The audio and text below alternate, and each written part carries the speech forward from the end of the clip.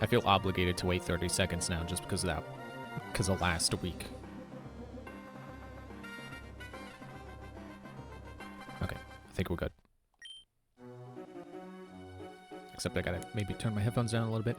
I swear, these headphones are so stupid. Because they keep resetting the volume level. And before, I thought it was just because I kept, you know, switching between phone and computer. It's like, oh, it doesn't know... It doesn't know which volume level to go to. You know, it resets because of switching devices. So I've disconnected it from my phone. I deleted the, you know, the connection. It's forgotten the device. And it's still, every time I turn it on, it's at maximum volume. Why? It should at least default to halfway maximum, so you don't go deaf when you put them on. Alright, what are we doing? We're finding a tower or something? A sky Pokemon, a sky Pokemon! I mean, yeah, that's like Pidgey, or like Fearow, or, you know, literally any Pokemon that could fly. Where did you come from? Yes. Yes? Yes, town? I've never heard of a place like that. No. No, that doesn't make any sense. You have to come from somewhere. Oh, wait. You're not going to say you were born at the bottom of the sea? How did you get that from no? People were saying they saw a Pokemon flying high above Hoenn. Is it flying around all the time? Doesn't it need to rest somewhere?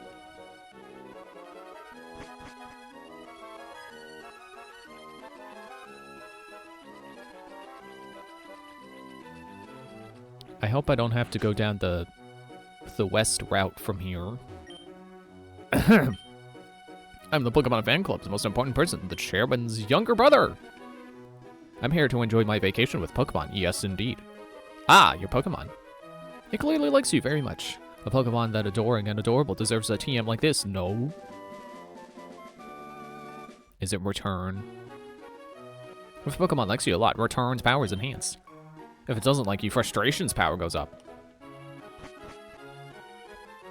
If I remember right, frustration is actually stronger, but that's because it's also just harder to get a Pokemon to dislike you, because even just using items on the Pokemon makes them like you more. Mirage Island. It must become visible and invisible depending on the weather conditions. That makes mirages appear. Or is it really appearing and disappearing? You know, it's like Lost. You know, the show Lost. I can't see Mirage Island today. Like Lost. You can't see Lost today because they don't air it anymore. I talked to that lady, did I? The sea between Pacific Log and Slateport has a fast-running tide. If you decide to surf, you could end up swept away somewhere else. Like Lost. Okay, I'm gonna stop. Rule of threes. Is that a Pokedex? Did you get to meet a lot of different Pokemon? I wish I was like you. Hey, the Pokedex doesn't make the Pokemon appear. You know that, right? Like, you can meet a lot of Pokemon without a Pokedex.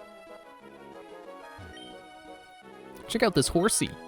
It's the Horsey that I caught yesterday to celebrate my birthday.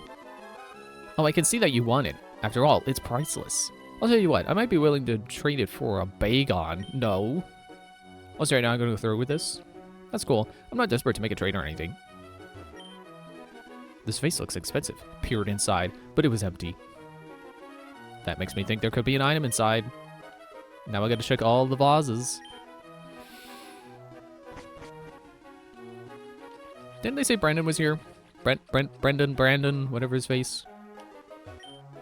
See, isn't it neat? The houses are on water. I was born here. Sky Pillar?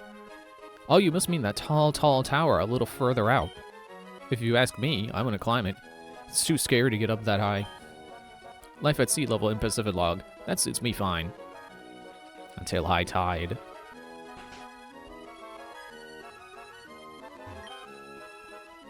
In the Hoenn region, there are 3 Pokemon that represent the power of rock, ice, and steel.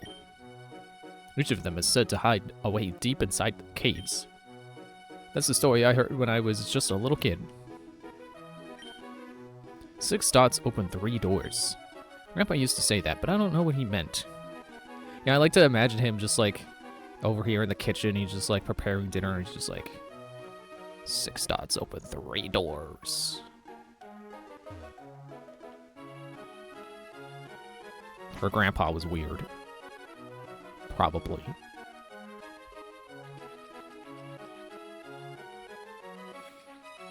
Alright, I guess I gotta get surfing. Gotta surf for the tower.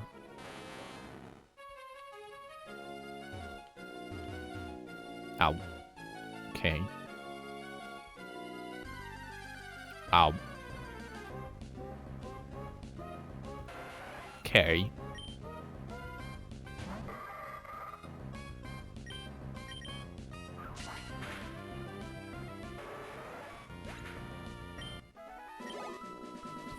A smidge of experience. I forgot I can't run here.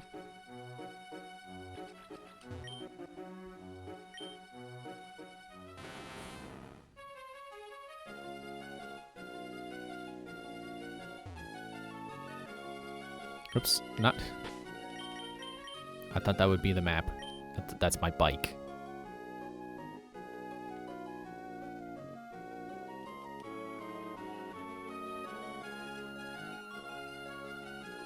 I don't suppose that's the tower.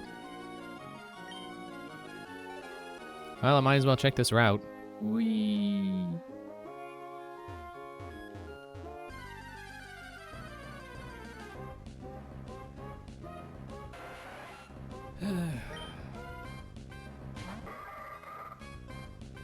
I'm not getting burnt out on Pokemon, but I am getting burnt out on constant wild battles. Ow.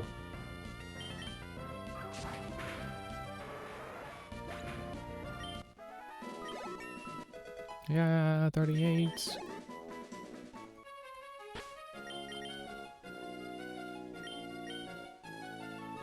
That's an 8, right? 38. Cool. I forgot my Pokemon are catching up to each other.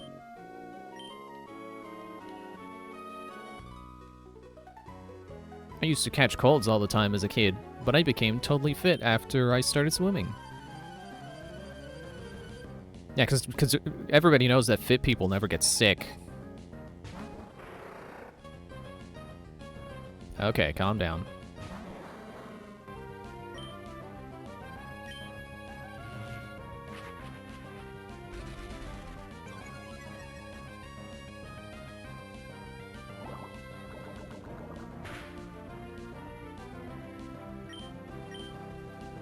You probably have rough skin. I'll just finish you with another sludge.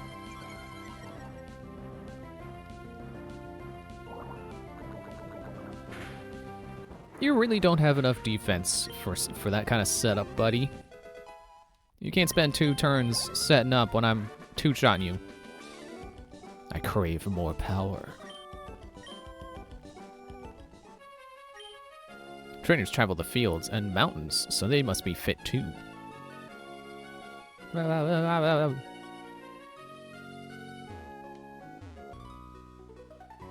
try not to swim where the currents are too strong.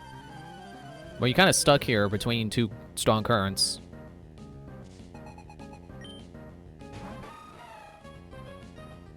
Skipping to his loo.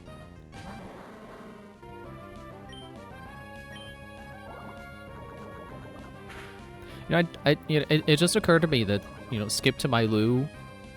Are they saying they're gonna skip to the bathroom? You know, British. I was gonna say British slang. I guess it's not exactly slang. It's just a term. You know, loo means bathroom.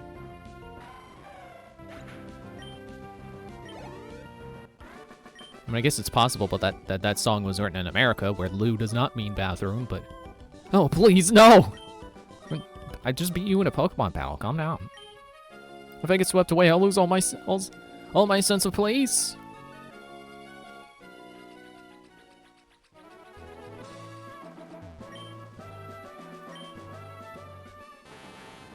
Trying to stick to the upper path because I suspect that's where the tower would be if it were here.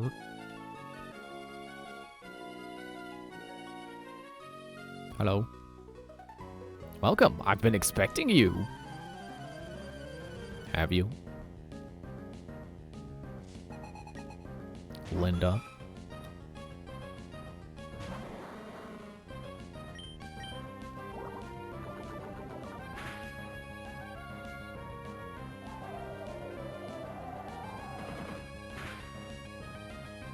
Okay.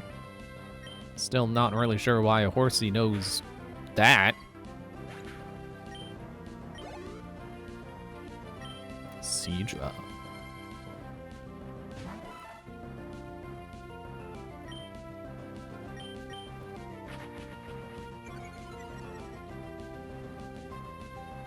I think we are just at a point, at least for now, where the regular trainers are not gonna be any kind of problem. We're gonna be around level 30, and we're almost all to level 40, so... Yeah, we really... This is the point where we get to have fun with feeling like our Pokemon are really powerful. No, please! A strong child trainer. That's so annoying. You're not gonna explain how you were expecting me? I've been expecting you, Tentacool. See, I can say that because you're freaking everywhere. Of course you're gonna show up.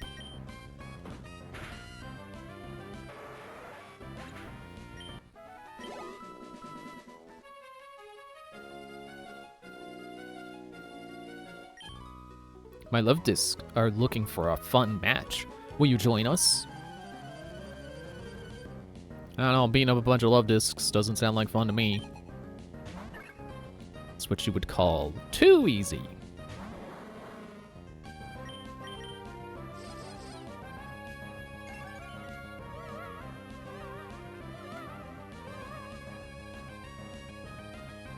I mean, I suppose that is a problem.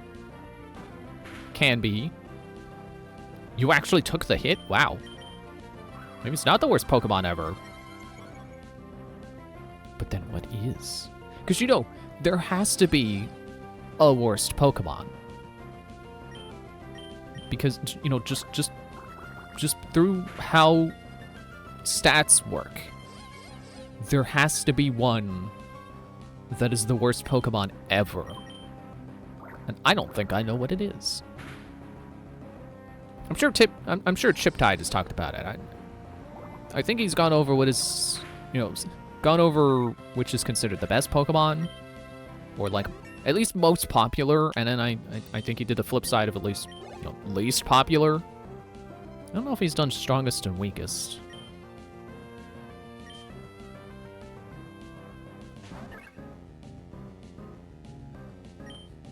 You know, I was gonna use saying that's what you would call too easy as a transition to talking about, like, oh yeah, I remember last time, or maybe it was the time before, I mentioned how, you know, playing Aegis, the boss mode in Aegis, they're like, oh, if you play on easy, you're only drawing one card to control the AI. Oopsie.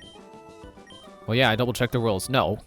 Easy is 2 cards, so this whole time I've been playing on easy, and then normal is 3 cards, and then hard is 4. There's a collector who's after the scales of Love Disc. Just the scales, not he doesn't give a crap about the fish. He wants just the scales. Even those Pokemon that can swim are carried along by the rapid currents. You mean like the one I'm serving on? Even if it knows waterfall?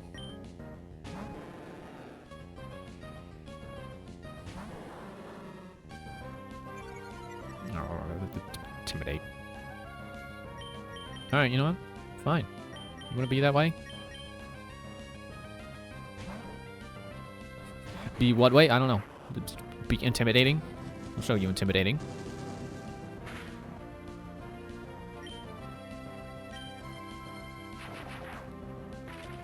I don't know if I said, I also thought that there was a rule in Aegis where the robots get destroyed if they can't produce any energy. but I was double checking the rules and like, I don't think that's actually a rule. I think I hallucinated. Aye! I think Pokemon enjoy the fast-running currents around these parts.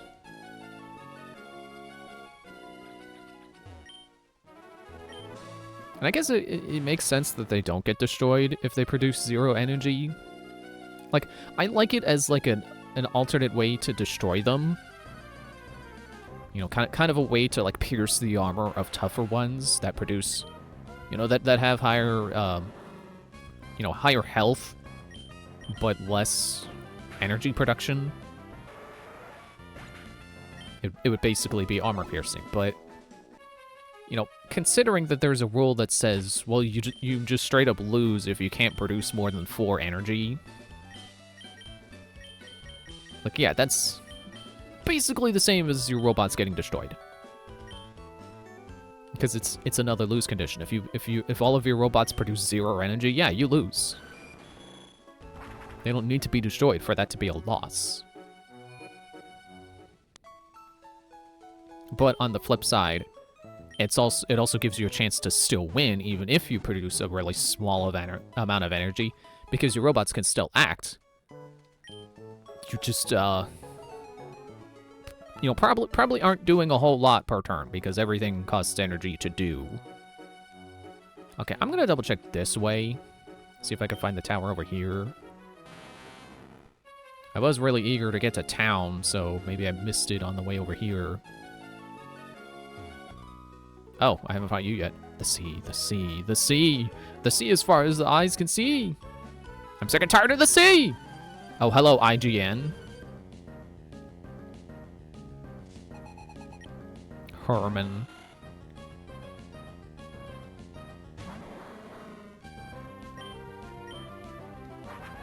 I think I was saying last time I was going to fight a different boss, because I beat one of the bosses, so I was going to fight a different one.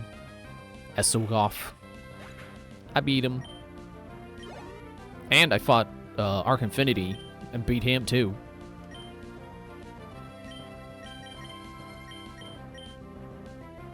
So I'm like, you know, I like to think I've gotten the hang of it by now. But also, I think the robots in Aegis 2 are just better, because I keep using, I wanted to say Omni. No, that's one of the robots, I think. Ashla. Keep using Ashla's team. And surprisingly, for someone whose strategy is described as punch, punch, combine, punch, she's actually pretty versatile. Blech. Bored I am by the sea, but swim I must. I'm a born swimmer, that's what I am. Okay, I fought you. Oh! Yeah, like Ashla's team has, she's got units that have, like, AoE attacks. She's got ones with like, long range. Yeah, you resist that, but, okay. Oh, critical hit, oh, cool. And she's got AoE, long range, ways to do multiple... I was gonna say multiple damage. Oh, is that it? Maybe I need to dive to get there. The AoE, long range. You got ways you can amp up how much damage you deal. You know, like I said, Gambit is a pretty good ability for dealing damage. If the dice are in your favor, at least. And then, like, her level 3 robot. Actually, I keep forgetting it has the ability to activate 3 times per turn.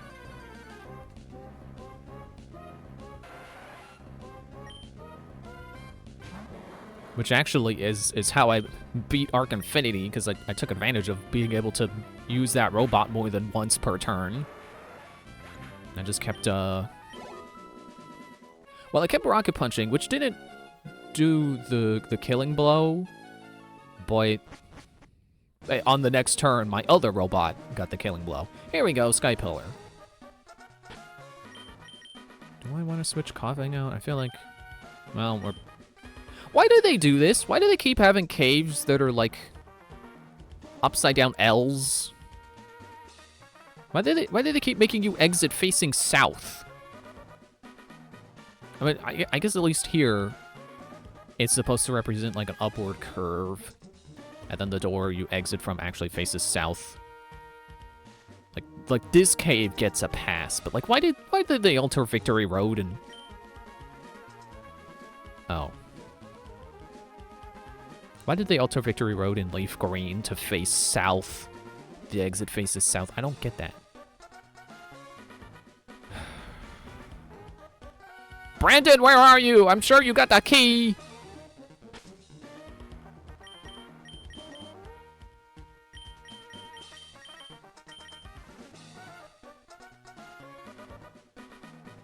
We're gonna go back to Sotopolis.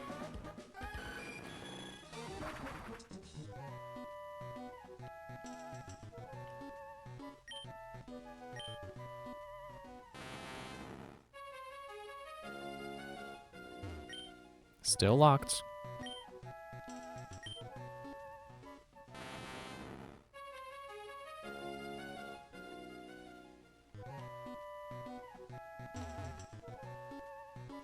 Also, you know, not to try to brag and be like, oh, I'm so good at Aegis now, but, so I was told that the bosses were designed with, like they get more difficult as you go through the numbers, you know, 1 through 8. Esogaf was 8. So I think technically that means it was the hardest boss. Speaking mechanically, I feel like it wasn't, because its gimmick is just that you can't target it unless it draws a specific AI card that turn, or that phase, basically.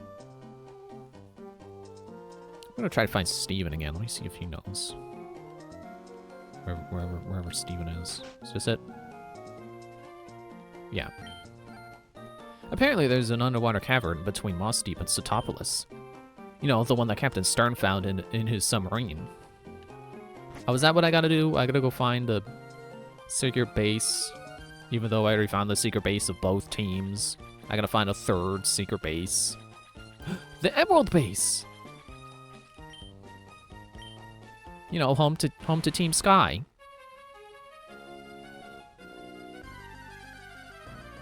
What was I saying? Yeah, Esogaf is basically just a Star Fox boss. Basically just discovering its weak point until a certain point, and then you attack its weak point for massive damage. Which is not even an exaggeration, because it does take double damage when it's able to be targeted. Okay, so between Moss Deep and Sotopolis.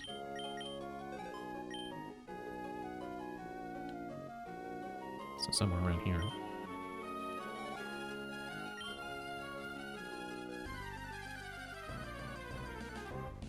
Honestly, I don't think I like this part in the game, and I think Emerald has just made it worse.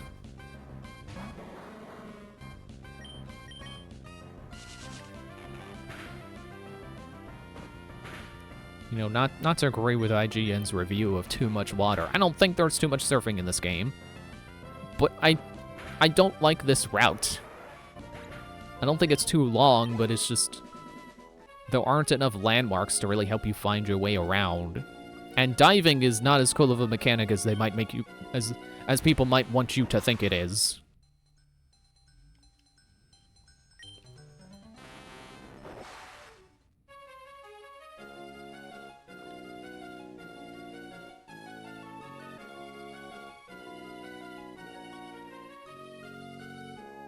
Anyway, yeah.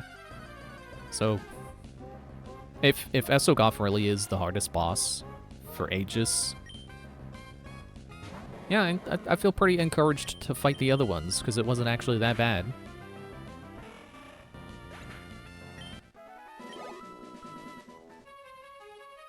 Which is really why I tried Arc Infinity earlier today. Haven't fought you yet. Bird Pokemon have excellent vision. They spot prey from great heights. We should have a slow and methodical match.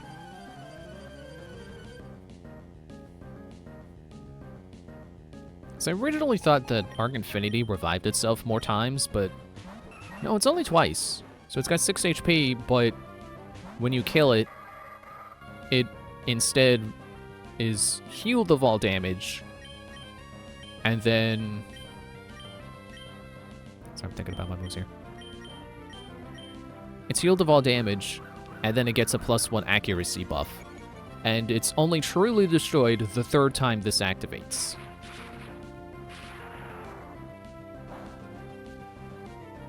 So you actually have to destroy it 3 times, but... I don't know why I originally thought you had to destroy it like 5 times. But no, it says the 3rd time this activates, you win. Which I confirmed with my brother is like, that means you win instantly the 3rd time that triggers, right? He's like, yeah. Level 40.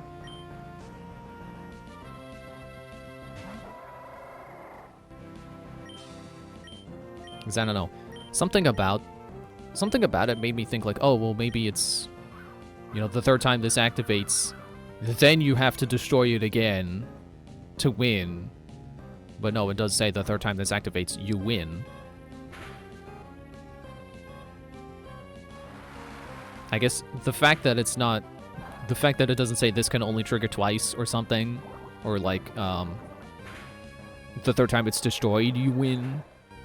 Since it's phrased as the 3rd time this activates. Okay, I guess the thing is, it makes me think the 3rd time this activates. So it activates. So it gets healed of all damage, and then gets another, it gets a 3rd accuracy buff. And then you have to destroy it to win. But if I want to go that route, the 3rd time this activates, so yes, it gets healed, and then it gets the buff. And then you win anyway. So technically, you win without destroying it. If we're going the route of, it says it activates, so it does get healed of damage. You're immune to poison. I got solid smokes right now. Resist dark, resist grass. You resist fighting, and you resist normal. But you don't resist electricity. Excuse me.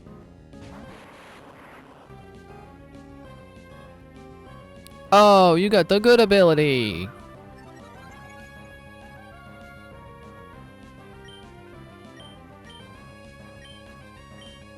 I was gonna try smoke screen again.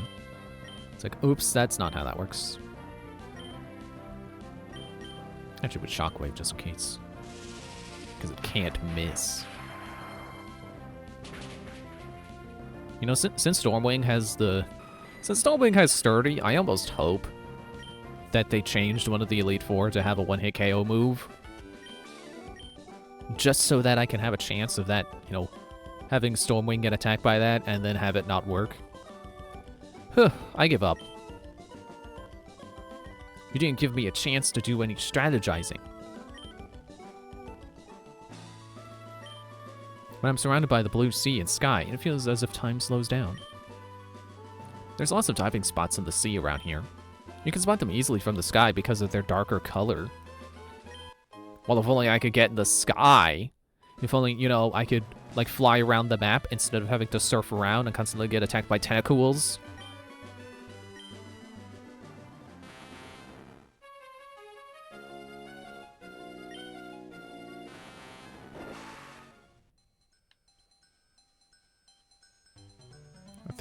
I think being in one of these canyons. I think there's a specific term for when they're underwater, but one of these canyons, I think, should lead to where we're going. Well, not that way. This kind of reminds me of the underwater segments in Mario & Luigi Superstar Saga as well. I don't like those either. Never really cared for underwater segments. I'm not someone who's, afraid of water in video games. It's I've never been afraid of the sonic drowning sound. But that doesn't mean I like underwater segments.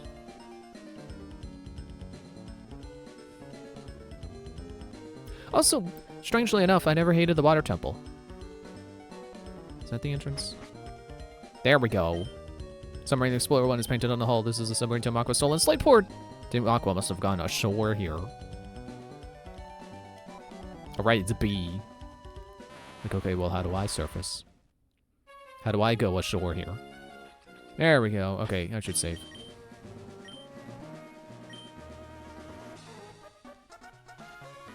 Yeah, and, you know, I never really hated the water temple, because, you know, Ocarina of Time already kind of has a lot of items switching around anyway when you don't know what you're doing. So... Oh, great. Rock Smash and Strength.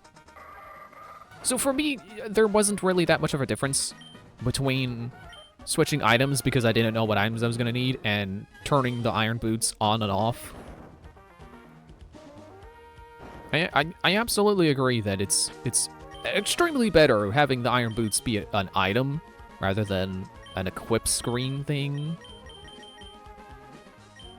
But I never really had that much of a problem with it. We don't need to kid around. Go on home already. Oh wait, is this the cave that weirdly, like, can loop for some reason?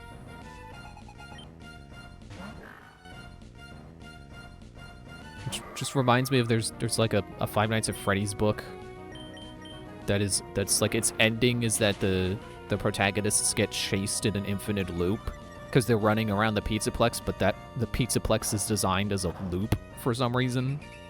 So that book has people like, oh man, the Pizzaplex is actually a donut shape. It's like, no, it is in that book, but you play the game? I mean, I haven't, but even I know that the map it's clear. You look at the map, it's clearly not a donut. It clearly doesn't loop. Stuff like that really makes me irritated how much people cling to the books to try to prove lore. It's like, the books suck. Stop using the books for lore stuff. The books can't even get Balore's description right. Oh, I can't even fight this for Mightyena. Or Poochyena. It's not even Mighty, it's Poochie. Where's Poochie? Anyway, what was I saying before I got mad about people thinking the Pizzaplex is donut-shaped? I want to go home. I'm gonna get a promotion so I can boss around the grunts. I should revive. I mean, I'm so close to the cave. The cave entrance. I might as well go back to the Pokemon Center, but I can't fly back here, so I have to remember how to get back on my own. Let's not. Let's actually use all the revives I carry on me for this exact reason. That submarine. It's tiny inside. I'm sore all over. I'm sorry you're sore. I mean, sorry you're sore. Carvanha. Okay, enough bobbing. Unfortunately for you, Bullet Seed.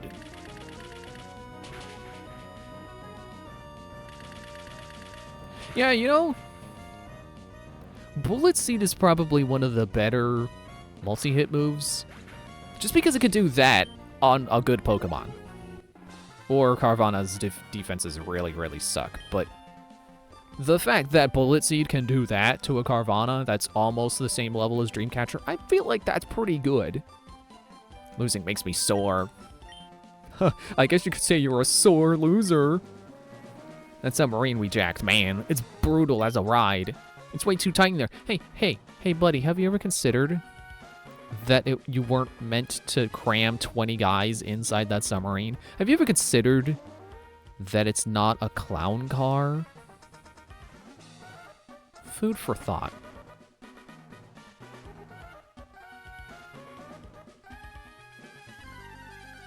Am I on the wrong side of this? I feel like I shouldn't push these rocks.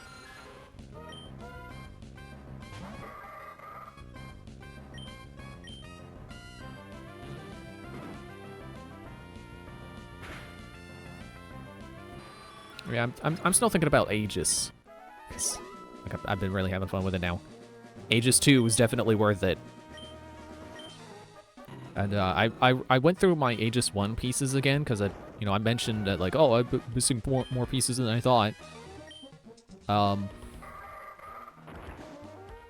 I thought I was missing some of the standees, which I shouldn't have been, because I remember punching them all out myself. Which is weird, because I got a used copy on eBay. And it's like, they opened it, they put some of the cards in protective sleeves, but they never punched out the pieces. So did they even play it? They were also missing cards to, like, a whole army, so... It's like, how did they lose the card? Okay, well, I just loops. So yes, this is that cave I was thinking of.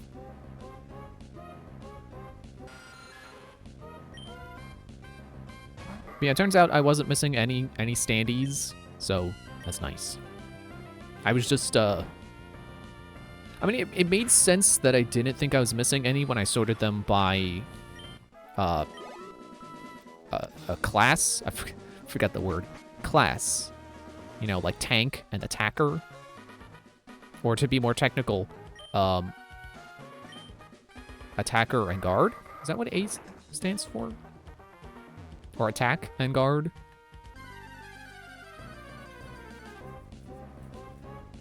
Anyway. But then when trying to sort them by army, 2 armies, you know, I was sorting by what the pre-made teams cards say, and on them it says 2 armies use some of the same robots, which shouldn't be the case, because they should have robots for everyone. You know, everyone should have their own unique set of robots, because it's like 100 robots. Why would there be repeats when you have a box full of 100 robots? Yeah, it turns out there's a typo on the pre-built armies card. It was actually, there might have been 2, because I remember it was 2 S-class robots. It was SSM and SAR. Oh, critical hit. Oh, good job. So there were 2 armies that said they needed, like, SAR 100. Oh, it's this again. And then I think there were 2 that said they needed, like, SSM 100? Let's go with 100. Specific doesn't matter.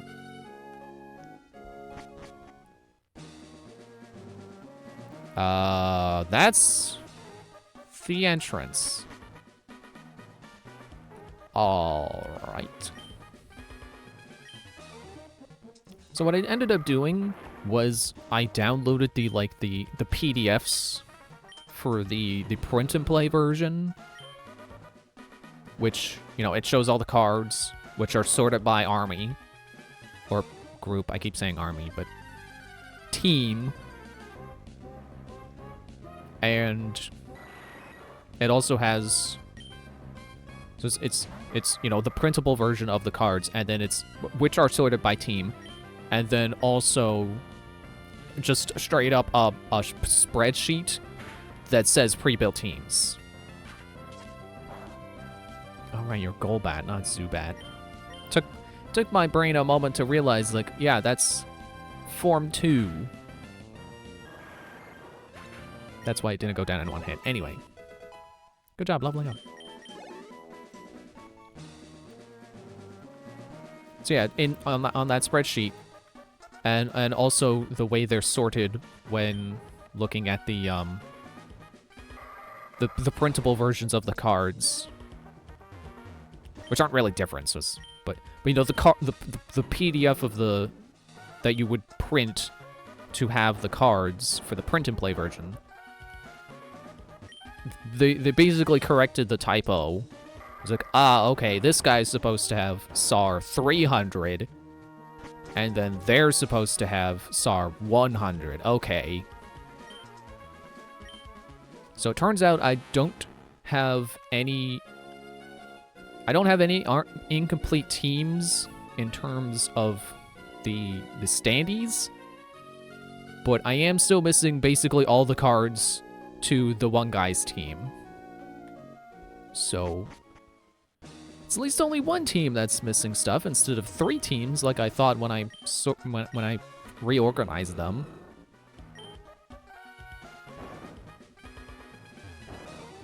But the fact that I'm missing so many of them from the one guy is like, I still feel kind of like I don't want to try asking for replacements, because I would basically be replacing the guy's entire, you know, a whole team's worth of cards. That's like 10 cards.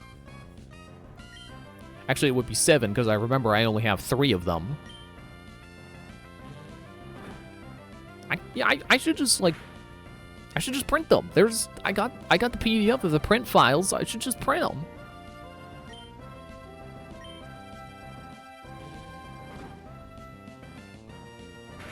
I know they wouldn't be as good as if I bought, or, you know, doesn't have to be bought, but, you know, got official versions, that, you know, on, like, actual card stock? I feel like card stock isn't quite the same thing that, like, every playing card is made out of, but, you know, playing card material. Ha ha ha ha. How did you manage to get in here without a submarine? What an impressive child. But it won't do to have you meddling about here. And I do want a paycheck for what happened at the Weather Institute. Or payback! Sorry, I thought she was saying that she gets paid for stopping intruders. I'm gonna give you a little taste of pain. Resign yourself to it. For our dream to become real, we need the power of Pokemon. But meddlers like you use the power of Pokemon to mess with us, even in a place like this. Life just doesn't work the way we need it to. And we're in the A. Oh, it's the admin, and also a grunt.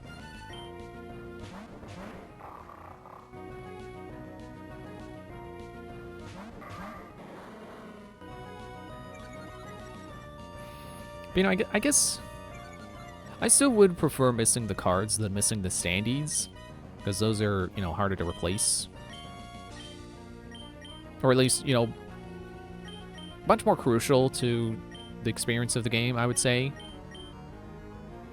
Because the cards are, you're basically just referencing, like, stats. Which, frankly, I could just write the stats down on my phone, and, like, that's good enough. Also, good job on getting, what was that, 4 shots? 4 shots. Good job, Dreamcatcher. 4 shots. Surprised she didn't level up. Ah, 2 dogs!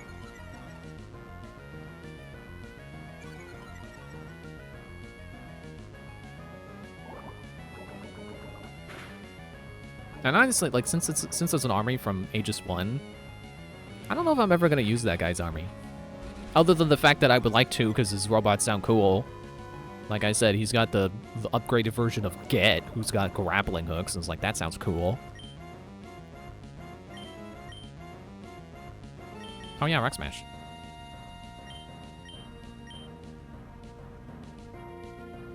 I feel like I should do a haze, but... Yeah, wait, we got intimidated. Yeah, let's do a haze. Is it gonna affect both of us? Or just coughing? Or just Gellin cough?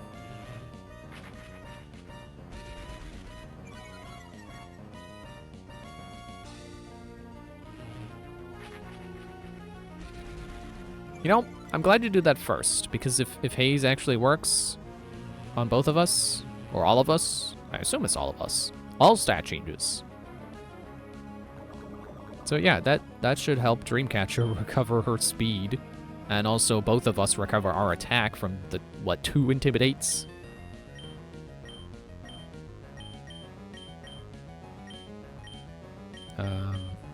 I guess it doesn't matter. Okay, that's... I'll take it.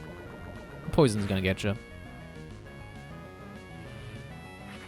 Okay, I know I just said that I probably wouldn't use this team because it's an Aegis 1 set, but I did also say I would like to use the upgraded version of Get.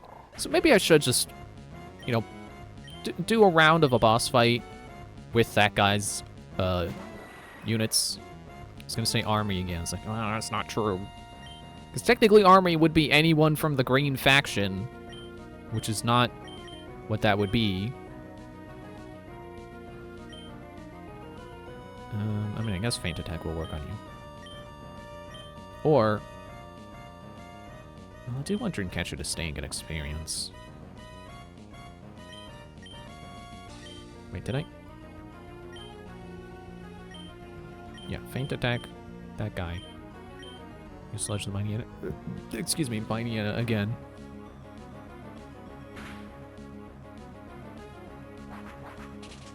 I was looking at the stats to the card to the units earlier.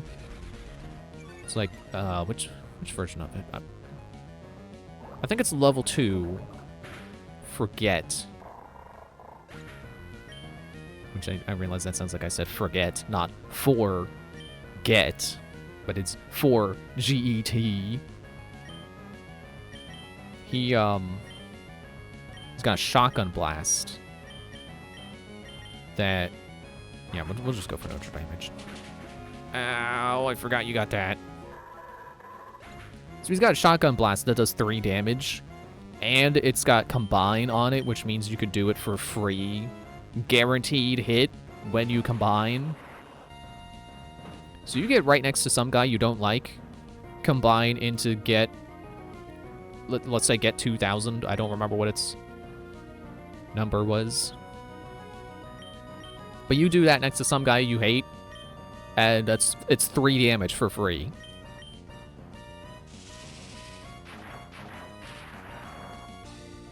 You know, never mind the grappling hooks.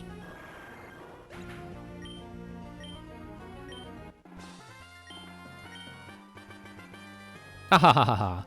Ouch. Come on!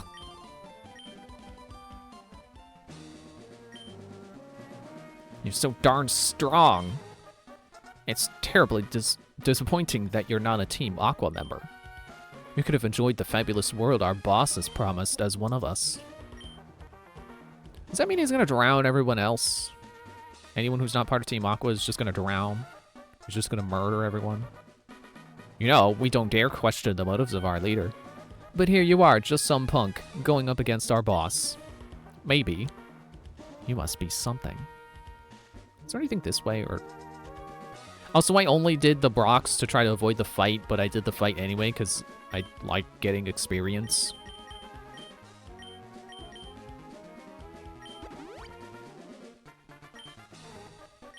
I don't know if I've said, but another team I would like to try using soon in Aegis would be one from Aegis 2, who is Indrix from the, I was gonna say the purple faction. Well, that doesn't really mean much.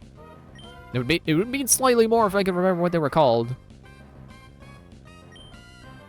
I want to say Indoline because I know it starts with an I, but that's Xenoblade.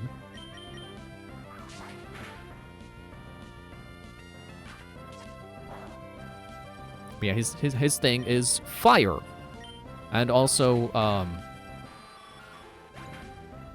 moving your enemy around. He's got one that's it's like in the shape of Aqua's logo, except upside down. Or it's shaped like a pot, which reminds me of that one puzzle in Minish Cap. Push that up, and push that over, and push that over there. That does not get me through.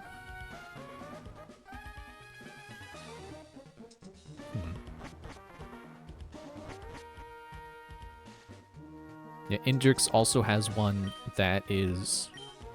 Let me see if I can do it right this time. It's like the upgraded version of Ika, which is a squid-like unit. There we go, I got it this time. And it just sounds interesting. Because the Ika's thing is like moving your enemies around, like I said. But then, like, the upgraded versions also apply burning to targets you move. So it's just neat. It sounds like an interesting... And then it also has self on those attacks, which I believe means you move both the target and yourself. Hold it right there. So it was you after all. Behold! See how beautiful it is, the sleeping form of the ancient Pokemon Kyogre. I have waited so long for this day to come. It surprises me how you've managed to chase me here. But it's all over now. For the realization of my dream, you must disappear now.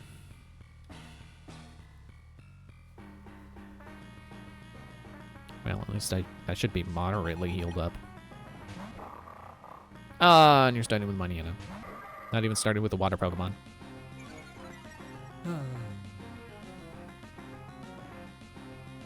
I'm gonna switch. I'm not gonna play this for experience. I'm gonna play this for smart. Switch to someone who resists you, at least.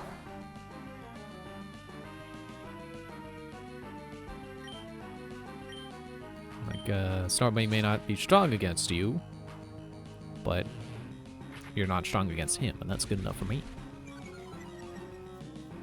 Also, not having to suffer through your stat changes. Or at least, you know, intimidate. Great, good job! I love when nothing happens. Watching paint dry is my favorite thing.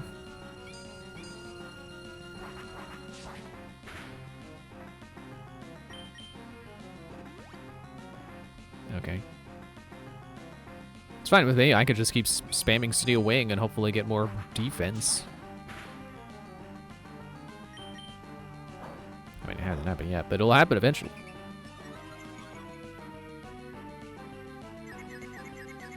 Hey, buddy, remember how you used an item? Guess who else has items?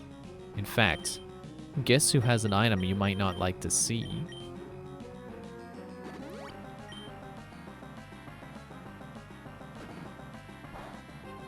Thanks for the free attack ups. You want to try Swagger again? Because I got 8 more full heals. I didn't mean to check my bag, but I rolled with it.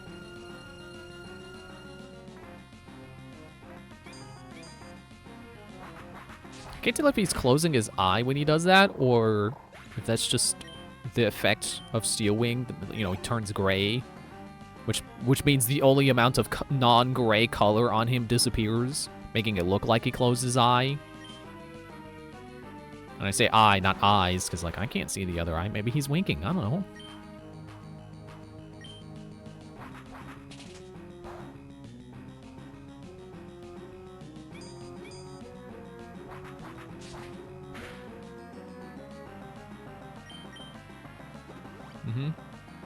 Sure. But it won't save you because I'll just hit you with the same attack for roughly the same amount of damage. Give or take, because I think there is a little bit of RNG to the damage.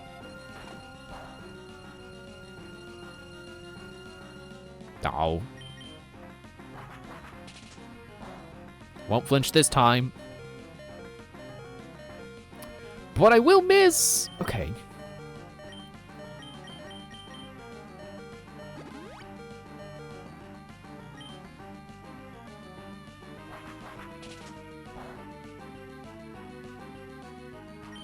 No, not back into the bag. Stop doing that. You would think cursor memory would be great, but sometimes it's just annoying.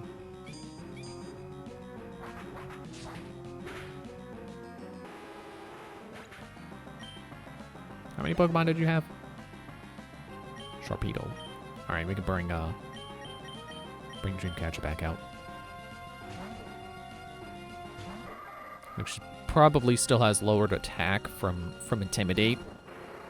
But, yeah, you don't need that extra bounce. Stop it. You know, when he stops, you know, doing the biting motion, but he's still bouncing, you don't need that extra bouncing. When the mouth stops moving, you can stop moving. Your animation stops being unique then, because then you're just copying Carvanha. Oh, well, okay, never mind about the Intimidate. Also, I wasn't going to use physical attack anyway, so. Owie.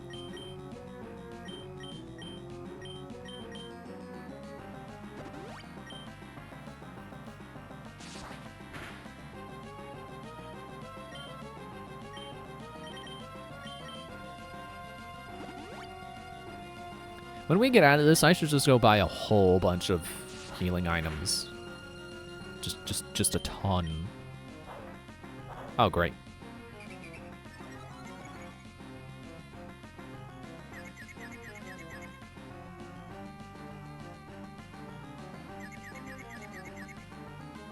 Dude, seriously?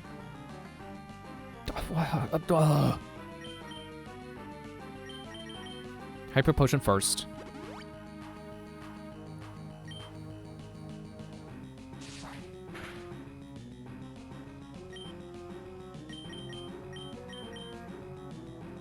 Full heals, you stop being confused.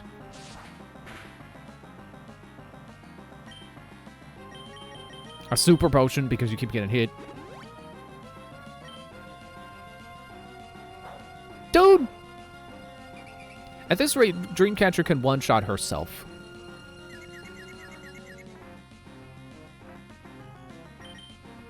Let's go for the bullet seed.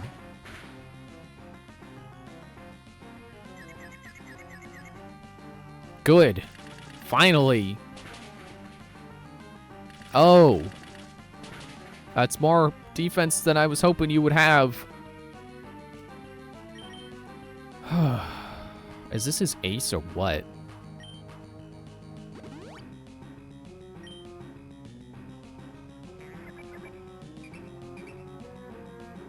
Yeah, well, joke's on you. I'm not ready to continue attacking yet.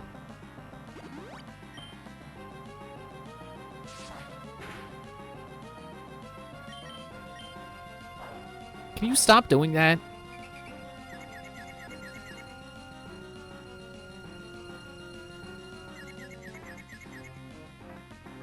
Good.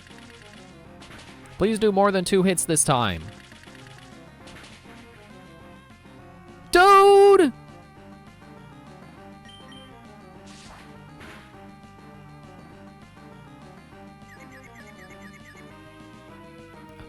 Fine, whatever.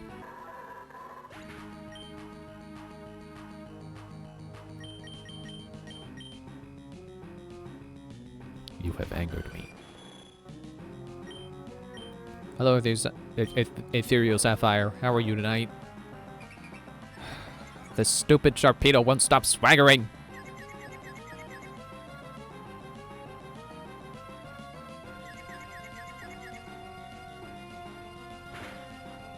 Just chilling, that's good.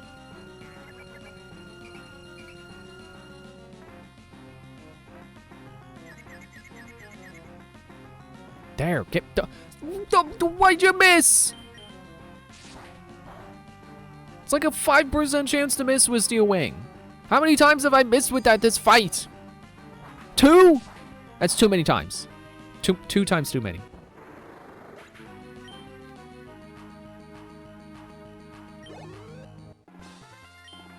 Well, at least that was his last Pokemon, so it was supposed to be the tough one. What? You lost to a mere child like you? I commend you. I must recognize that you are truly gifted. But I have this in my possession. With this red orb, I can make Kyogre really angry because he hates the color red.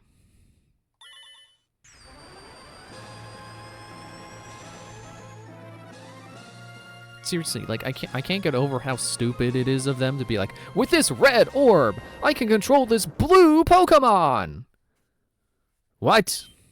I didn't do anything. Why did the red orb? Where did Kyogre go? It's a message from our members outside. Yes, what is it? It's raining heavily? Good. That shouldn't have happened. That's why we awakened Kyogre. To realize Team Aqua's vision of expanding the sea. What? It's raining far harder than we envisioned? You're in danger? Things are going badly? That can't be. That's just not possible. Hold your position. I'm honored as the situation. There's something wrong. The red orb is supposed to awaken and control Kyogre. Again, why do you think that? Are you colorblind? Do you not know what the color red is? Do you think Kyogre is red? But why? Why did Kyogre disappear? Why? Because you're a colorblind idiot and you were supposed to use the blue orb, that's why. What have you wrought? Archie, you've finally awoken Kyogre, haven't you? What will happen to the world if this downpour continues for all eternity? The world's landmass will drown in the deepened sea. What? Don't get all high and mighty with me. Wasn't it you, Team Magma, that infuriated Groudon? So long as I have this red orb, I should be able to control Kyogre. I should be able to control it. We don't have time to argue about it here. Get outside and see for yourself. See if what you've wrought is the world that we desired. May, come on. You have to get out of here too. What happened? What is this wretched scene? Did I make a horrible mistake? There's no way flooding the world could have possibly been bad. I only wanted... Do you understand now, Archie? Do you finally see how disastrous your dream turned out to be? We have to hurry. We have to do something before the situation goes completely out of control. May, don't say anything. I'm a silent protagonist. I won't say anything. I know that I have no right to be critical of Archie. But the way things are now, I doubt that we humans will be capable of doing anything about it. That's why we have Pokemon. But neither can we stand by and just watch helplessly. The responsibility for putting an end to this falls to Archie and me. You know, do they ever really go into that in Pokemon? The fact that, like any old Pokemon could stand against a god Pokemon if you give it enough experience. Like, I know experience is a nebulous concept. It's not supposed to be literally you give them experience points. They're just getting stronger. But do they ever think about the fact that... Do they ever acknowledge the fact that you could take any Pokemon and they could get so strong from doing enough battling that they could stand against a god? I feel like they never acknowledge that. This defies belief. Those super ancient Pokemon. Their power is unbelievable. They've upset the balance of nature.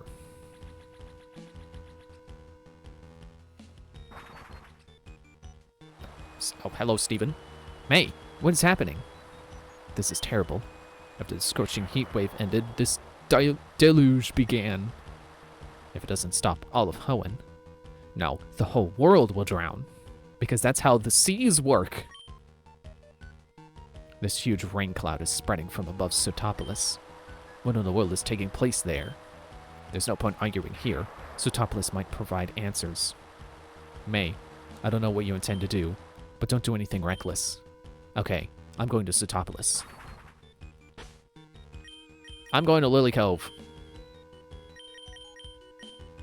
Forget this rain. I'm going shopping. Me and my metal bird. I should heal. That would be smart.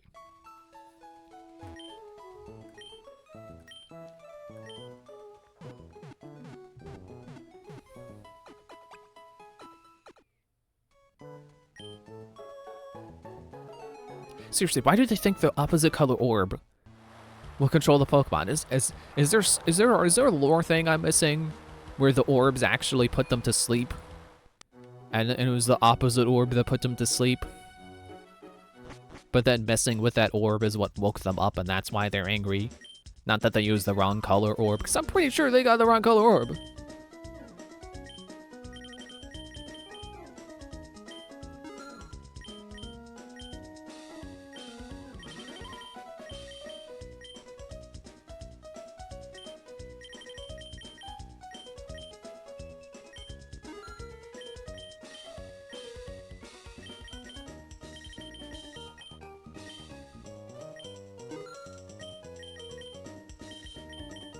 It's the other counter that has the full heals.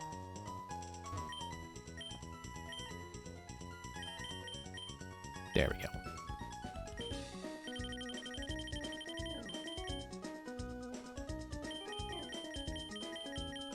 You can never be too prepared.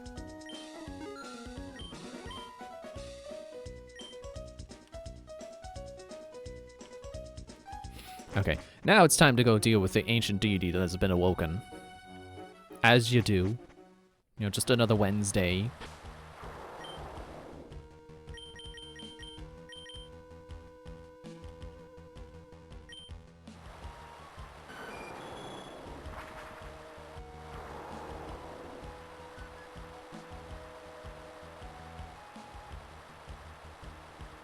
Oh, okay, they're just over there.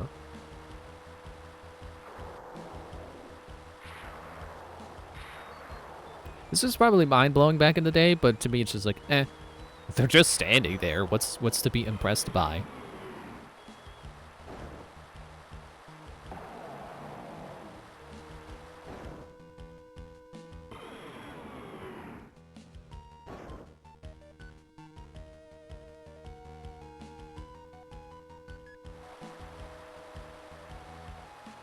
You know, I just realized that this is like the first time the box legendaries are rivals.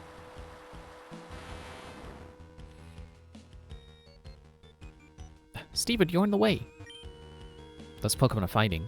Groudon and Kyogre. The two super ancient Pokemon were awakened from a long sleep. And now they are smashing into each other with their uncontrollable energy. May, you being here now, I'll take to mean that you're prepared to become involved in this crisis. Well then, there's someone that I'd like you to meet. Come with me, please. Gonna be a bit of a long walk, but, you know, at least I don't have to be the one to make it, technically. You know, me as the player. Listen, May. Does seeing Groudon and Kyogre make you think Pokemon are to be feared? But that's not true. Pokemon are really more. Why am I asking you this? You already know. I mean, yeah. Should I be afraid of a Caterpie? I mean, maybe if I don't have any Pokemon with me, yeah. But, you know, it's about the size and power of the Pokemon, not just Pokemon in general.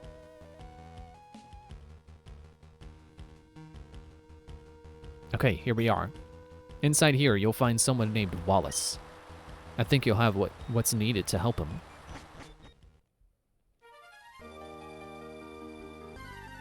I don't even get to enjoy the music that I'm sure people are really fond of.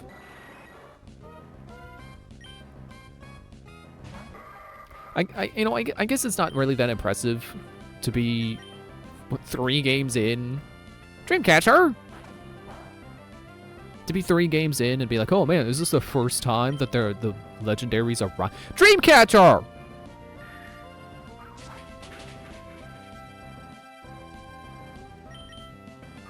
Because, at least for 2, this is only the 2nd generation that has legendaries on the box. Generation 1 had the starters, which I'm sure people remember, but it's, you know, it's easy to just not think about the fact that, oh hey, yeah, Generation 1 was different because they didn't have box legendaries. They had the starters. But then Gold and Silver had box legendaries. But they weren't really rivals, were they? They were, you know, teammates, I guess. They were both in favor of, you know, bringing life and stuff. Something along those lines. And then you get to this game where it's like, okay, Kyogre, Groudon, they're rivals. Land and sea.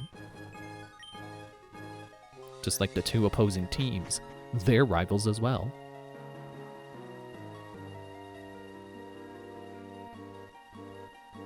But I don't think they're the only ones to be rivals. I was thinking about like, oh, well, what about Xerneas and Yveltal? Are they rivals? I don't actually remember. Honestly, I don't know how much story importance they even had.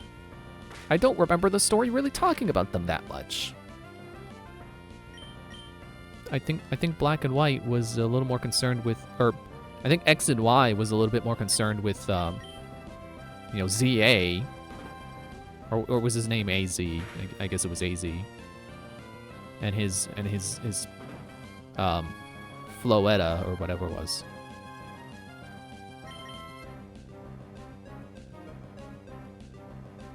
But I think Diamond and Pearl, I think Palkia and Dialga are kind of rivals. You know, never mind Dialga, who is like a demon to both of them. Maybe I don't need Dreamcatcher in the front here. How about Marimari? Zap some Zubats.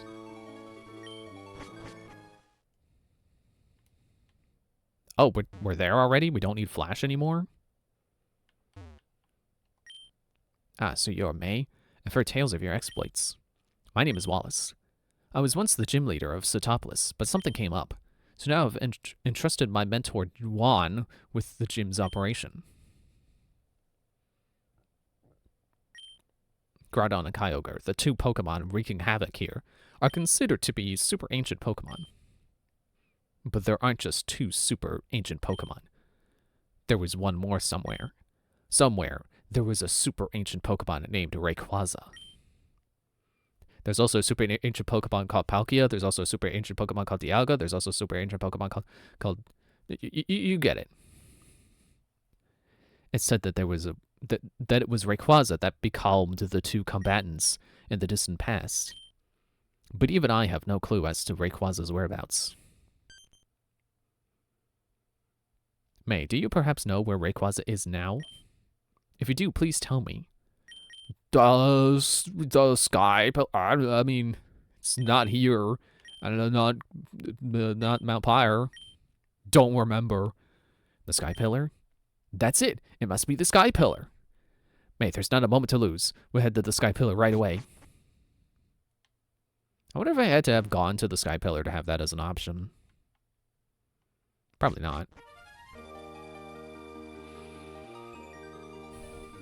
Yeah, now that I think about it, I guess box legendaries kind of are typically rivals, because, like, you know, Sun and Moon, you got, what was it, Solgaleo and Lunala.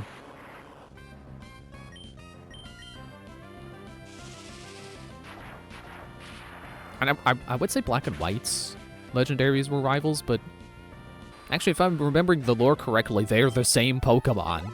They're just the two halves of the same Pokemon that was split into 3. I think. Because I think its true form does involve having, you know, there's Kyurem, and then you combine it with one of the 2 legendaries, and you kind of get, you know, it's some of its ancient power restored.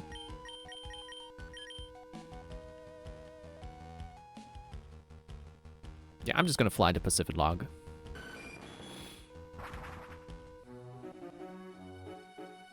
Oh, not raining here. Oh, that's funny.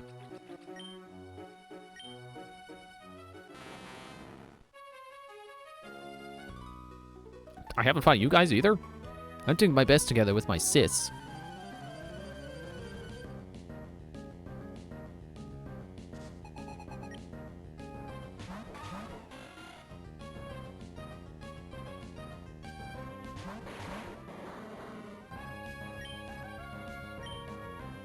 I can Thunderbolt either of you.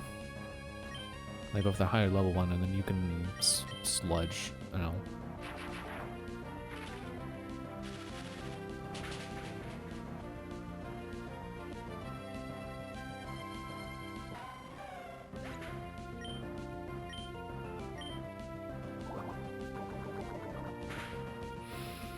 Now I'm trying to think of like what Pokemon games don't have legendaries that are rivals.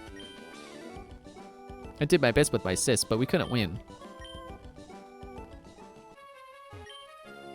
You know how Pacific Log is a floating town?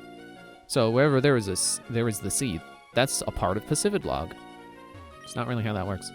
The people of Pacific Log are together with the sea and Pokemon from the time they are born.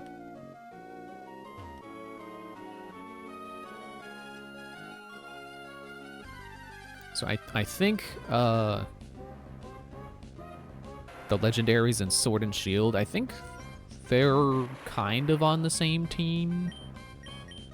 Because if I'm remembering the lore correctly, they were both used by the what's-his-face to form the Galar region or whatever.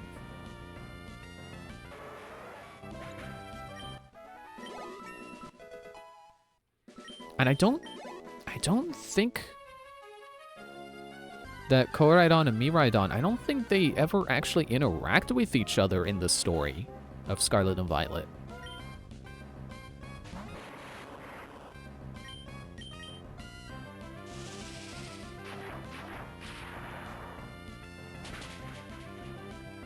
Because I think for like the entire game, you only get the side of, you know, future or past. You only get that side that you chose. It's not like, oh, if you choose Scarlet, then you choose Team Past, and then your enemy is Team Future. Like, you just get the Past Paradox Pokemon. But if you choose Violet, you get the Future Paradox Pokemon, and then there's no crossover. Oh my, I'm terribly sorry. In my haste, I didn't notice that I had left you behind. I've opened the locked door of the Sky Pillar. May, let's be on our way. It's an earthquake! There's not a moment to waste. We've got to hurry. Then there's no time to waste.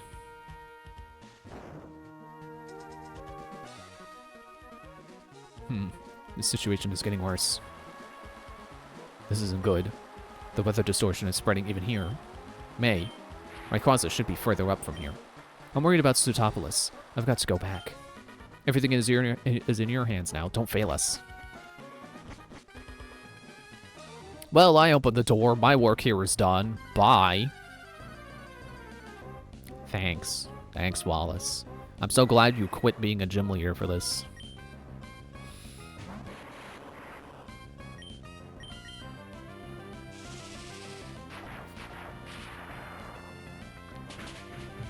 Here I thought that climbing this tower was going to be the first thing we do. Took us an hour and 17 minutes to get here. It kind of feeds into what I was saying about, like, I don't really like this part of the game, and I feel like Emerald made it a little worse. Because it doesn't seem super clear what you're supposed to be doing. Haha. You got staticked.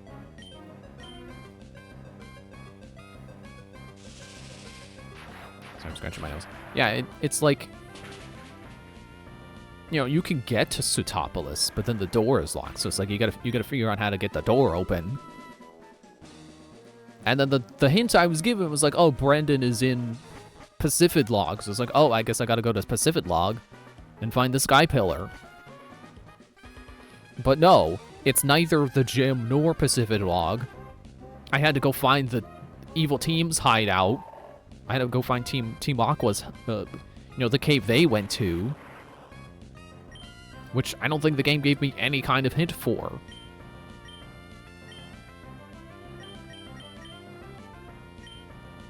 You know, it's good because I was gonna handle this.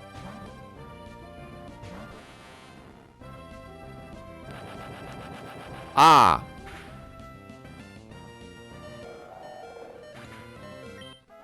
I'm kind of upset that there is another Pokemon, another freaking wild Pokemon that's just gonna use self-destruct every time it shows up. Great. Just what I was hoping for Christmas. In July.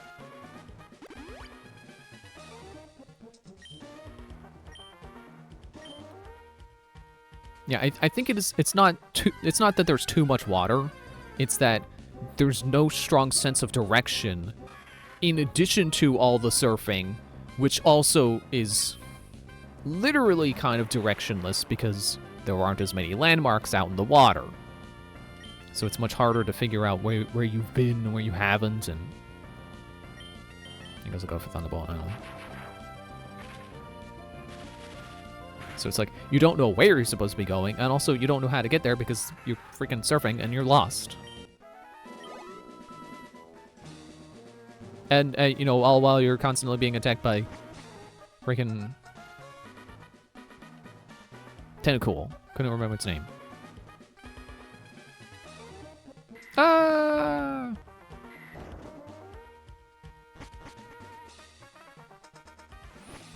I'm sure this tower is supposed to feel really ancient, but it kind of just reminds me of, like, the skyscrapers you can explore in Fallout 4. This is kind of the wrong vibe they're going for, I'm sure. I don't think they're going for a retro-futuristic skyscraper.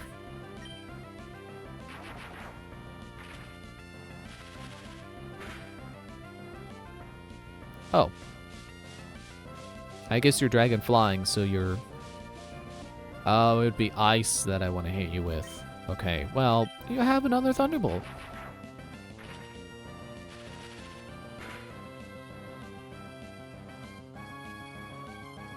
Your mist failed. I guess you could say his missed. We can't say that, because it's a female Altaria, so her missed. That's what you should be saying.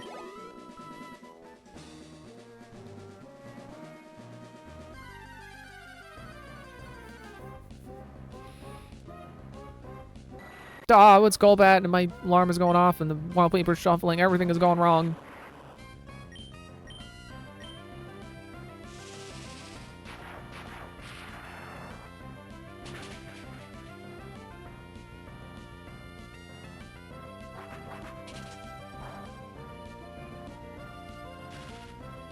Ah, you got paralyzed.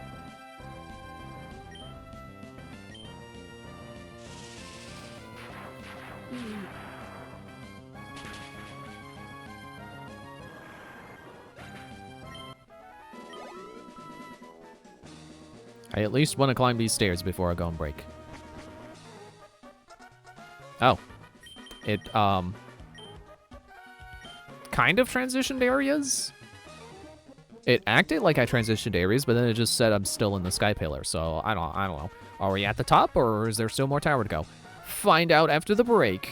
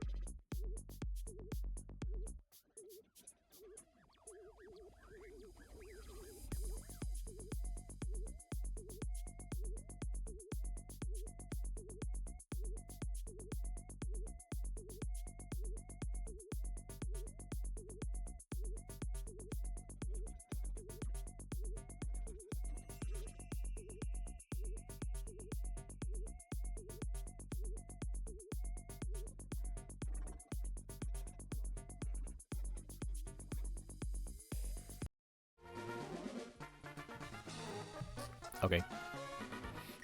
Back to climbing up the sky tower. Ah, mate, this is Miguel. How are you, Pokemon? I just lost yet another battle. Well, see ya. I just love this moment getting ruined by some random guy calling me.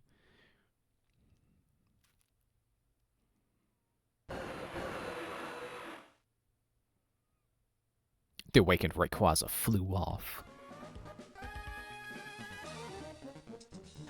to where? Where do I go now?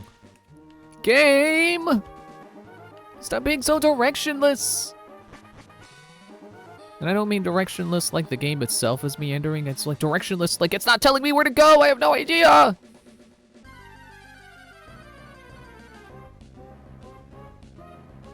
Cladle! You better not. You better not. I know you're thinking about it. You better not. You better not. Don't do it.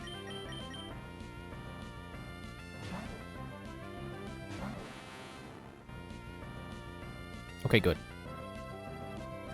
I've never been so relieved to see Hyper Beam.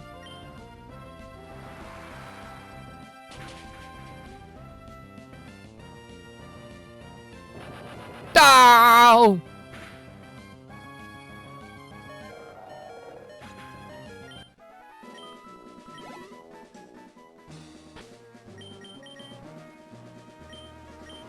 Why did they give that to Cladle? Why can Cladle self-destruct? You know what, next time Cladle comes out, I should just send out Stormwing. Because at least Stormwing can resist being exploded.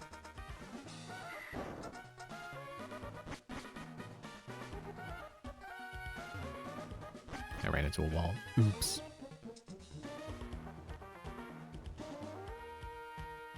Nice welcome, Matt.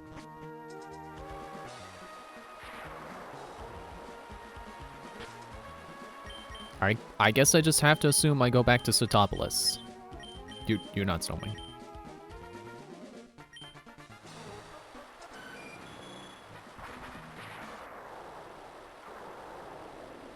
Yeah, because I have to assume it flew over here to get these two idiots to stop arguing. You're both important, okay?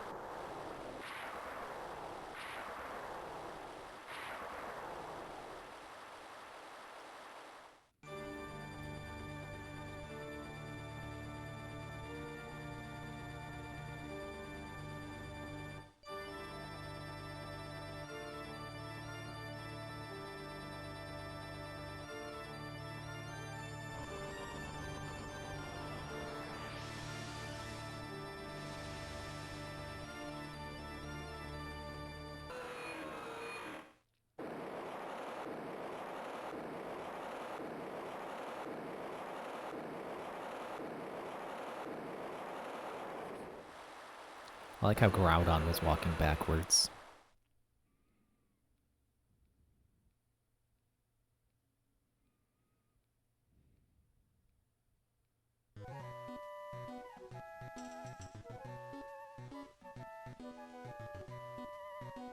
Well, Wallace, I did it.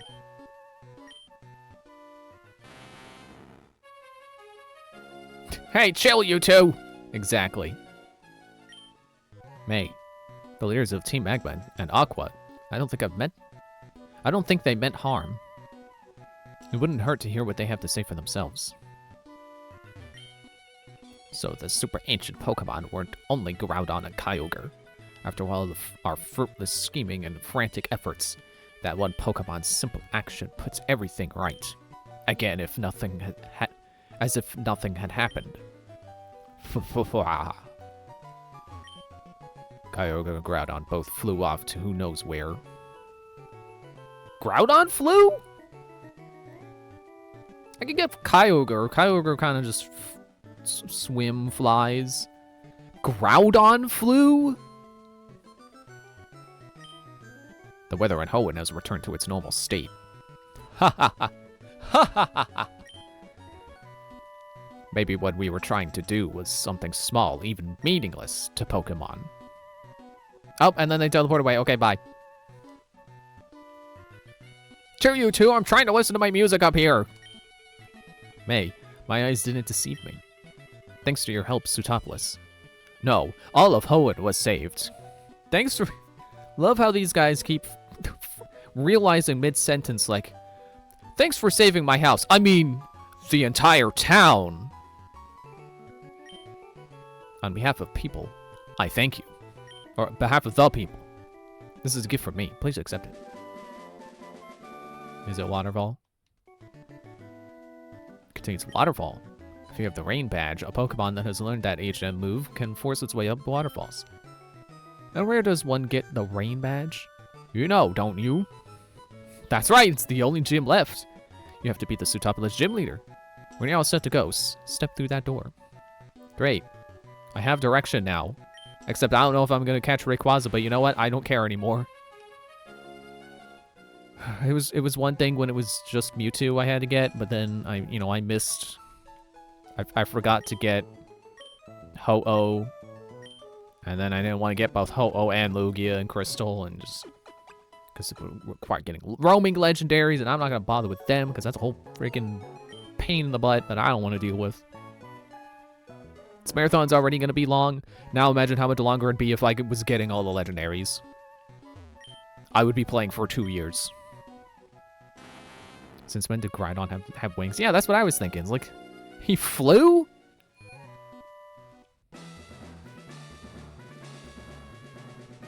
Oh, I know. You just, you do this, and then you go that way, and oh! I should teach you how harsh battles can be.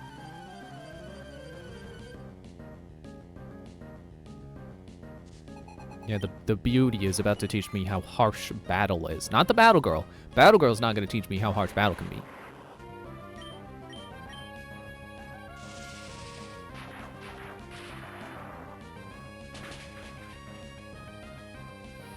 Not gonna lie, when Rayquaza was coming down, I couldn't help but think of the Tobuscus song, the Shortcuts songs.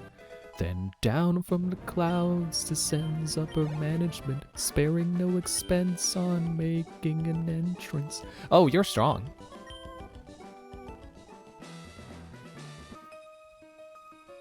I'll show you the sublime techniques I've learned for our leader, Juan.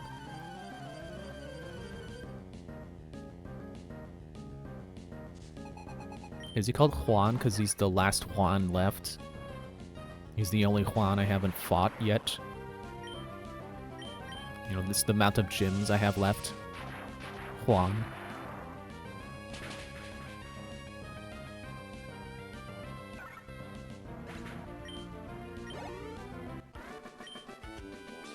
Please forgive me, Juan. Watch what happens if you crack all the floor tiles. You mean like this? Ta-da! Or like this? Oh, I messed it up. Double battle, whoa! Okay, you know how like the big guy sprite is the one I say is like the worst sprite? Or worst NPC sprite. Second one, not her. Not the Aroma lady or whoever she is. The sight of Juan conducting a battle. The very beauty of it compelled me to become a trainer. Her, that sprite is second worst. Look at how lumpy it is. It just looks wrong. I can battle with really rare Pokemon if you'd like.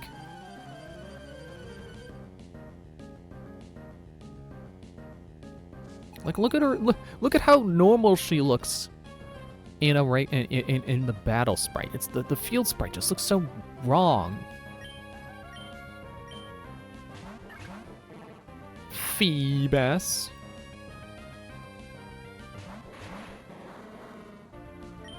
Yeah, apparently I was wrong about needing a Feebas for getting the Regis. It's actually a Relicanth, which no clue how to get one of those. I haven't seen one. So yeah, I'm definitely not getting the Regis. I would also need Dig. I don't know if I have Dig. I don't know if any of my Pokemon can learn Dig. I don't really want any of them to learn Dig. And I would also need an Escape Rope, which I already have anyway. So that's not really a problem.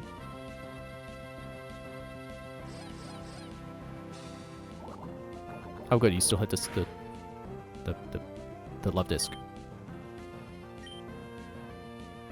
You know what? I'll take care of the love disc. You fight the Feebas.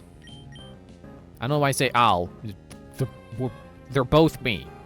And I'm both not, I'm also not either of them.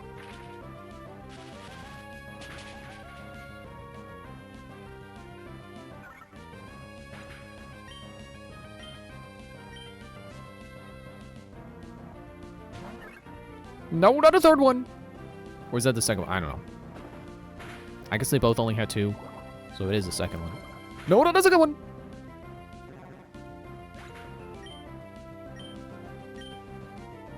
Yeah, Marumari can take care of that, not only because they're super effective, but also they're genderless, so attract doesn't affect them.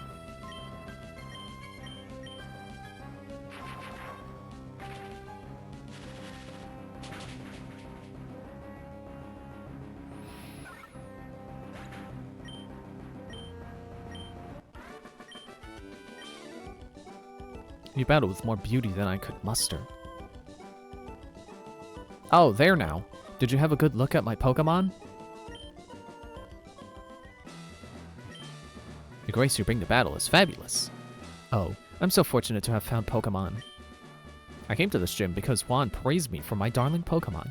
Oh, if only I had met Juan years ago when I was younger. I mean, to be fair, he would have also been younger, and I don't know if that checks out.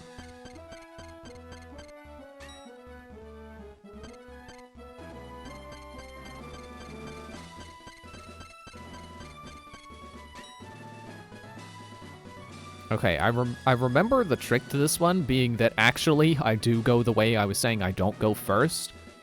Problem is, I don't remember which way I said I shouldn't go first.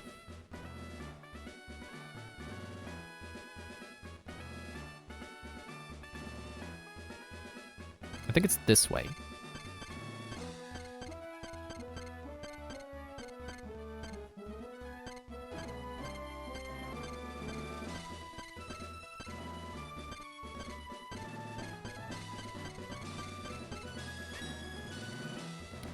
Problem is, now I gotta go down and fight the trainers. And I didn't land in the faces of any of them. I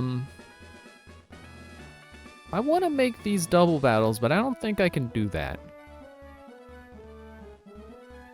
Well, I'll fight you. When I'm with my Pokemon, the time flies by before you can say, oops. You know, it's just like the guy. He died faster than he could say, oops. Sorry, he didn't die. He game overed.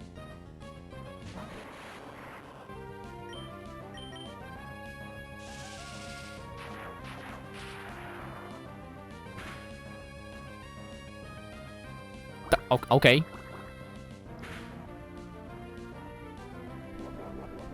I was just thinking about how funny it is that they used Elijah Wood to play the guy in that movie in Spy Kids 3D.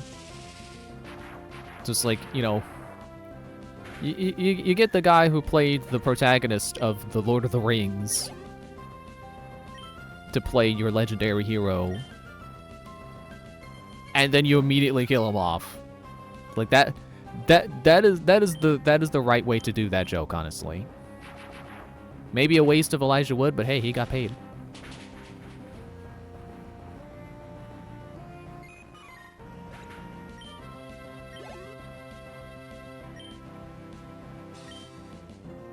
It's like, I sure would like to be paid to just show up, pretend to die, and then say, oops.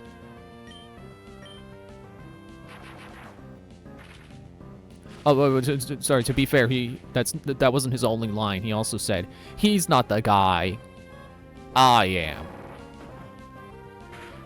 And he might have had one or two more lines before going in and then immediately dying to the first trap.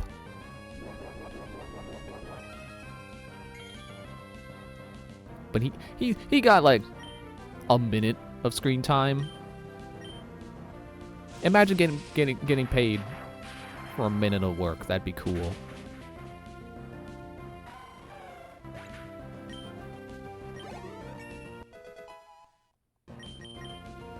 Trying to learn light screen. Create a wall of light that lowers special attack damage.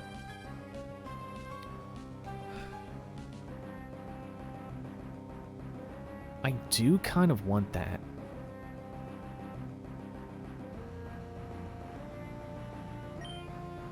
Honestly, probably better for me than Screech.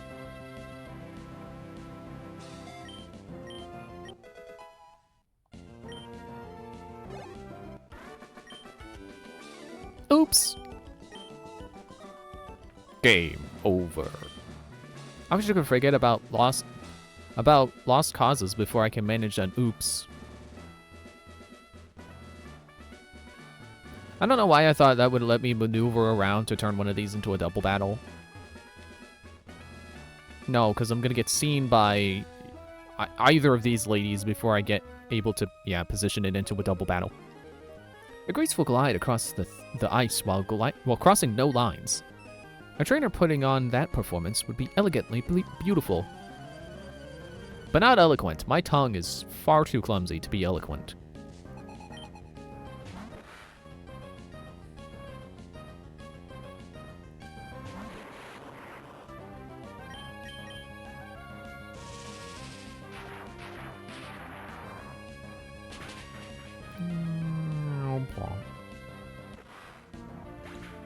See, the fun thing about fighting water Pokemon with electricity is that it doesn't matter if they're part ice.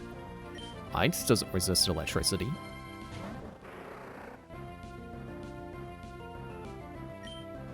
How about a Thunderbolt?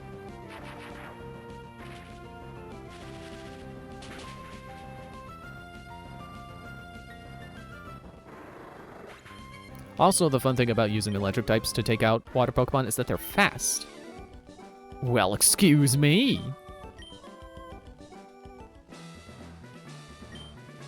This is really obvious, but how strong you are as a trainer has nothing to do with how young or old you are. You came all the way here, but you won't get to see Juan. Not if you lose to me, you won't. I can come back. I would say imagine if Pokemon made you start from the very beginning if you lost to a gym leader, or if you lost a battle in a gym. That probably exists. This is like permadeath Pokemon. Not even Nuzlocke, just like even more intense than that. It's like you lose one battle and it's permanent game over. Actually, I guess that is kind of part of Nuzlocke rules. I think if you lose all your Pokemon in a battle, you just lose that Nuzlocke run.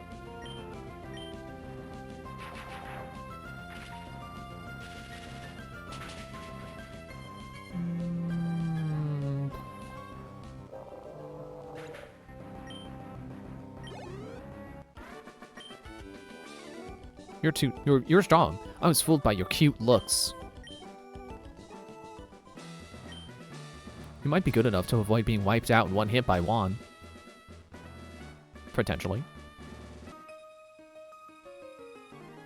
The Pokemon gym of the highest level in the Hoenn region. That's the Sootopolis gym. Why is your hair green? You're blonde and your sprite doesn't match up at all. Skip to your loo.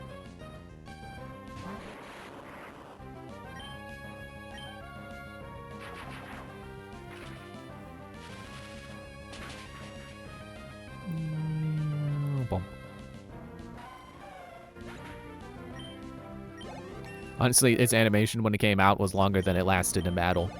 I'll just say it. What a high level you are. I mean, you're kind of high level too.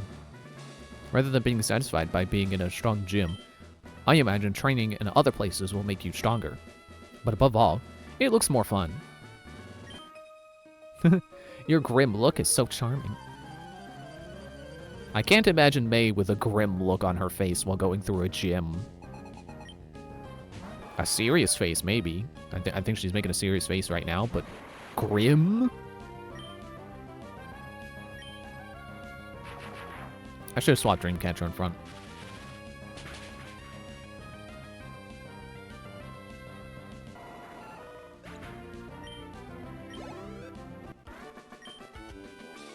Oh dear, I went much too easy on you. Right. You couldn't lay a finger on Juan, I'm sure. Yeah.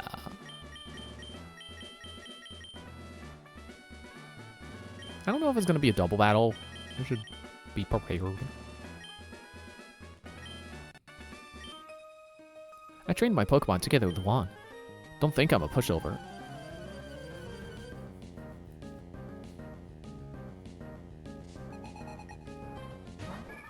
clam pearl.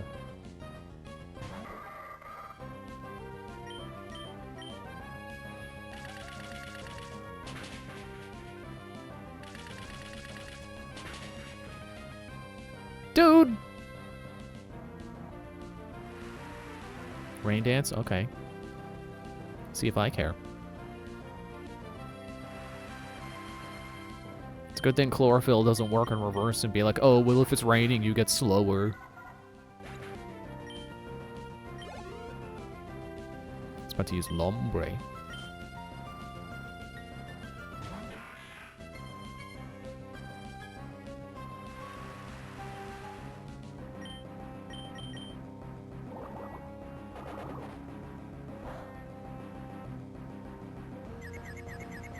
Great.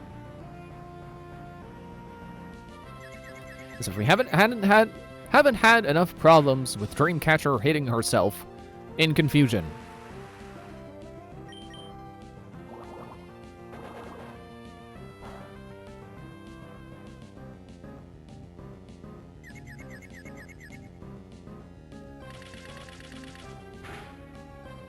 Okay, well, I was hoping that would do more than that.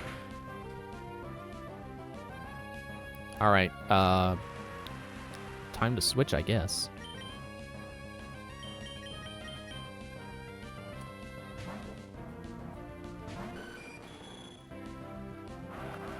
Oh no, not Uproar! I hope you don't do it again.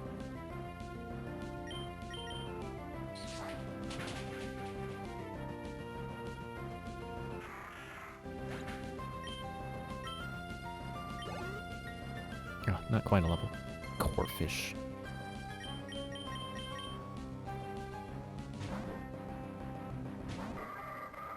Dreamcatcher's still confused.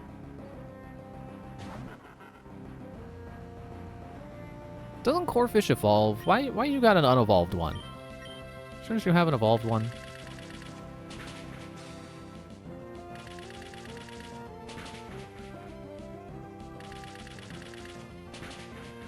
Gotcha.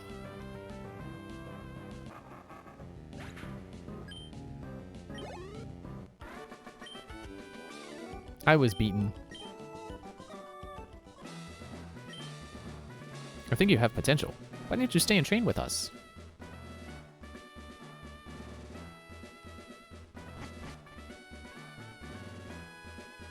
I'm surprised I could actually walk behind that statue. Kind of used to items, you know, occupying the tiles that their sprites occupy. You know, having collision for every tile they occupy with their sprite. I guess that was a new thing in this generation. It was like, whoa, you can walk behind buildings now. We figured layering out. Well, not that they figured it out. I have to assume that's a hardware limitation, which the Game Boy Advance did not have. I definitely remember Wario Land 4 playing with layering.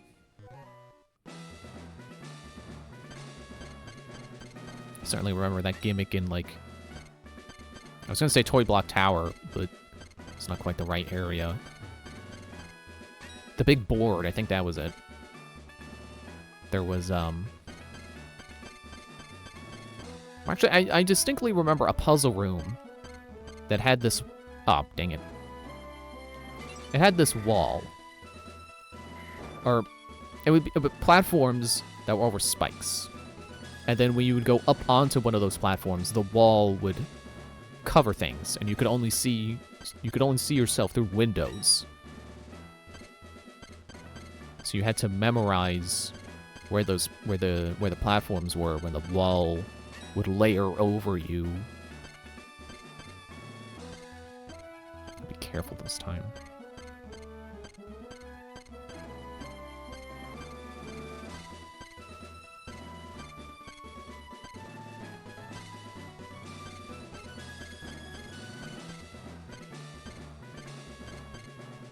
Got you now.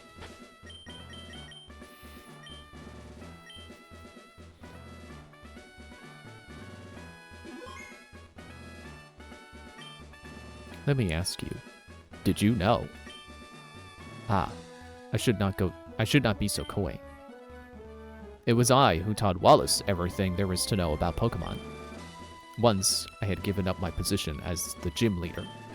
In my place, I even trusted Wallace with the gym. However, a compelling reason arose for me to make a comeback. It's that Wallace wanted to go do something else. Ah, but enough chatter. Let us begin our match, shall we? Please, you shall bear witness to our artistry. Why'd you say please? A grand illusion of water sculpted by Pokemon and myself.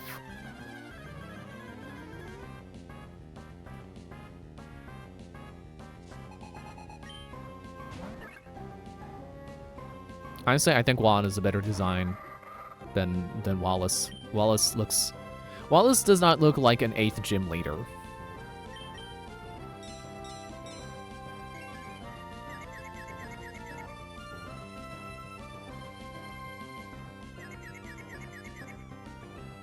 Dude!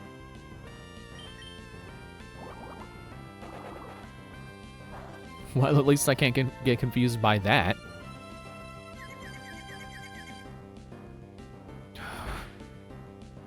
Dreamcatcher.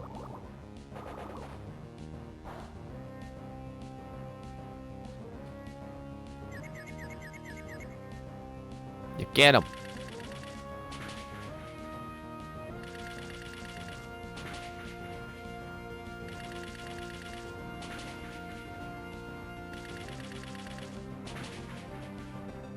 Yes, got him.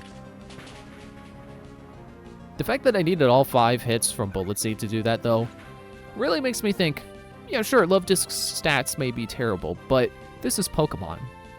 You can use whatever Pokemon you want.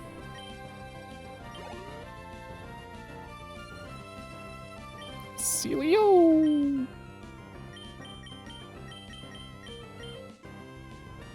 I guess I could use Stormwing. I probably shouldn't. I don't think Steel resists ice, so I think its flying part would still be weak to it. So, like I was saying before, electric Pokemon on water Pokemon. Don't have to worry about if they're part ice, and you outspeed them.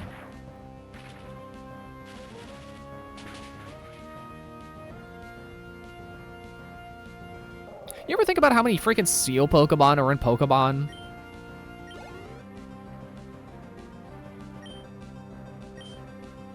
Like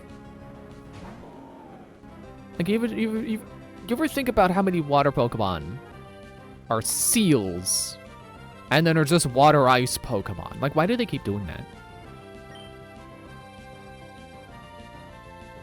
Oh, you're water electric, so I actually should have switched back to Dreamcatcher. It's okay. You got Seal and what? Dugong in Generation 1. You've got Spheal, I know that much. There's like I'm just gonna say Wailmer. What is the other one? I think it starts with Whale Rain? Walrein? Which I think is the evolution of Celio. It's like they didn't need to make so many Seal Pokemon. One line would have been enough.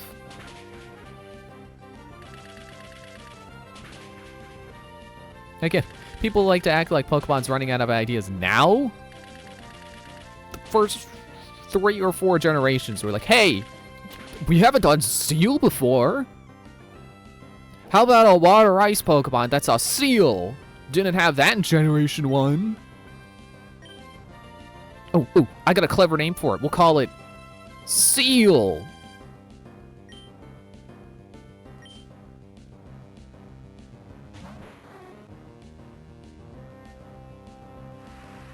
Oh wait, is Kingdra the one that's part dragon?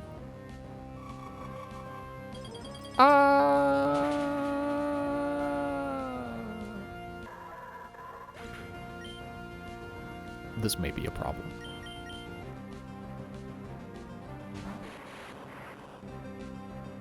I don't appreciate you suddenly being 4 levels ahead of me. Okay, sure, double team. Sure. Because if this misses, you know what I'm gonna do? I'm just gonna not do that move again. Man, it's kind of BS that, like, what is it? Thunder has perfect accuracy in the rain. Thunderbolt is not also given perfect like, it's not all electric moves, it's just specifically the one really good one. It's kind of lame. You would think they would want weather effects to be more important like that. To be like, oh, if you use rain and then you switch to an electric Pokemon, their moves won't miss. Okay, yeah, you resist electricity. What? I should put up a light screen.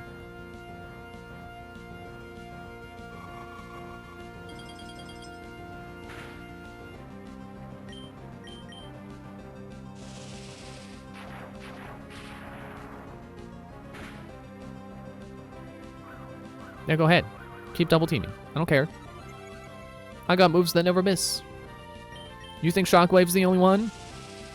I have incidentally, not intentionally, built this team to have a bunch of moves. Oh, great. Bunch of moves that never miss. I got this. I got Aerial Ace. Got Feint Attack on the Pokemon you knocked out.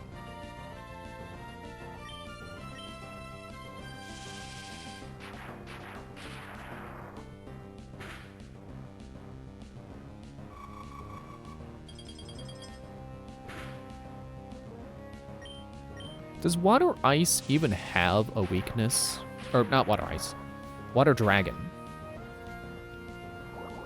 Because Water's weaknesses are Grass and Electric. That I know off the top of my head. Which Dragon resists.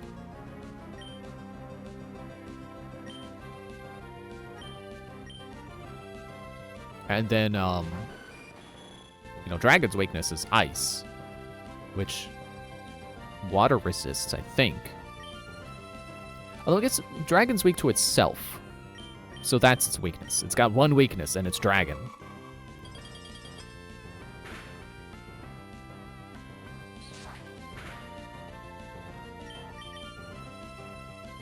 Great. Thanks.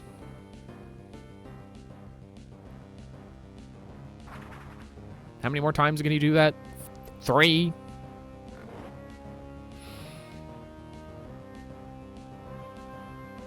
I hate that they still have agility while they're asleep. They should not be so agile while they're sleeping.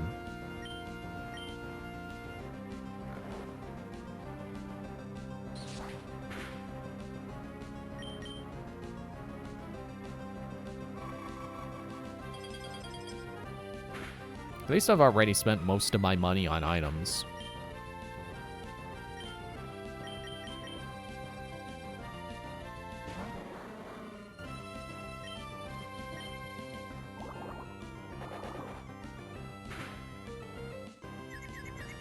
Dude!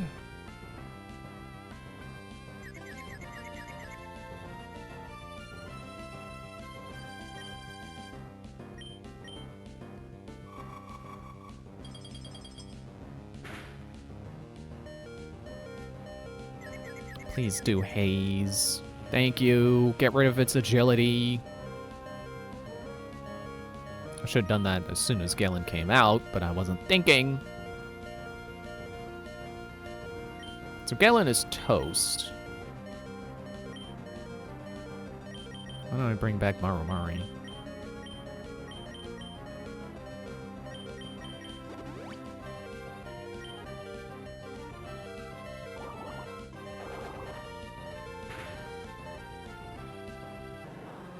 Well, thank you for wasting a critical hit when you didn't need it.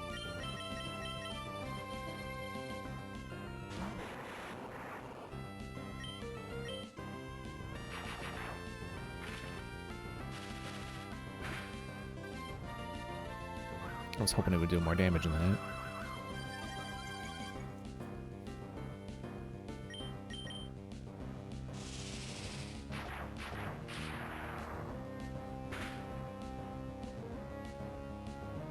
freaking course you use rest. Because you're a coward. It'd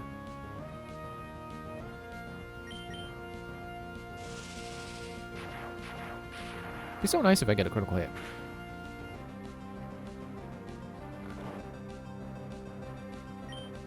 Let's try Thunderbolt again. Because he's sleeping and it won't matter.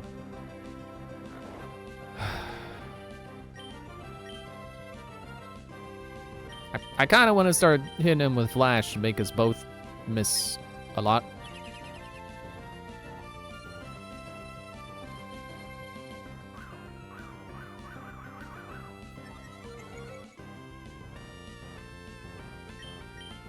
Well, I've survived 3 rests now.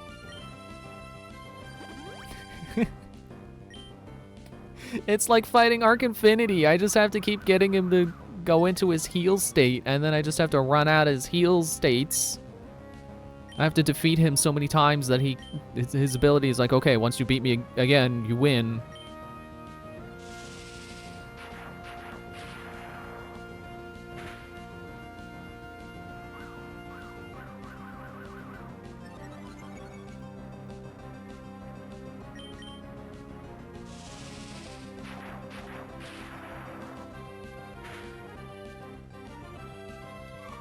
Okay.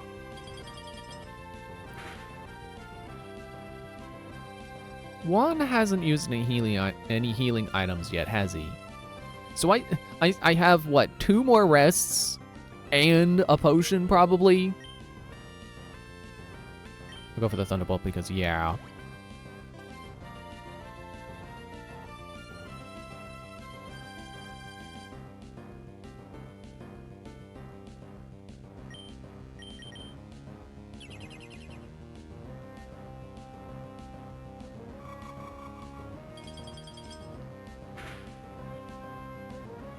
Well, at least I know his moveset now. Ice Beam. Oh, wait. What was the other move he was hitting me with? I mean, obviously he's got Agility. He's got Rest. Didn't he have a water move?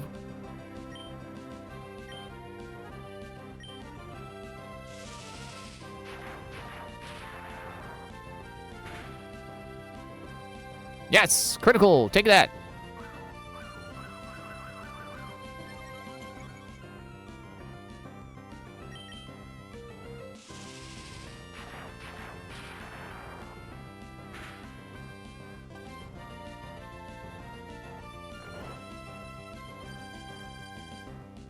I mean, how about I play a little smarter and take this as an opportunity for me to heal?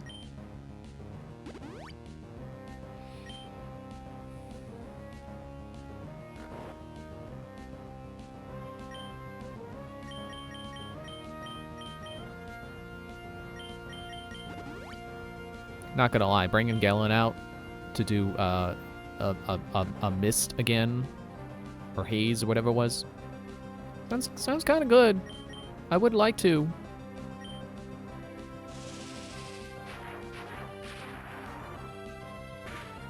It's probably not a good idea, but I'd like to.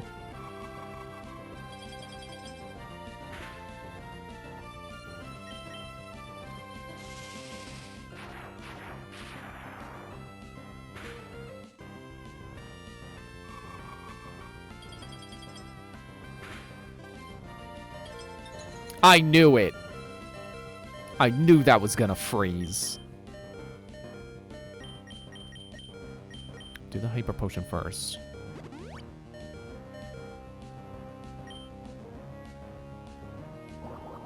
Yeah, I knew it. He's got a water move. That does a lot of damage for some reason.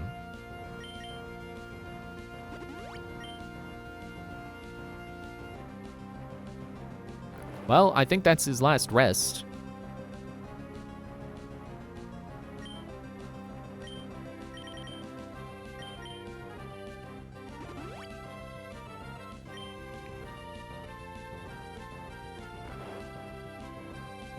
And hopefully Juan doesn't have any items.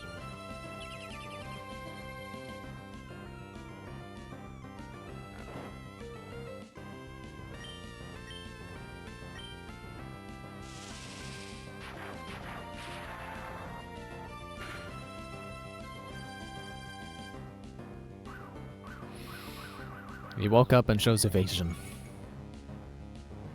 What even is his evasion at right now?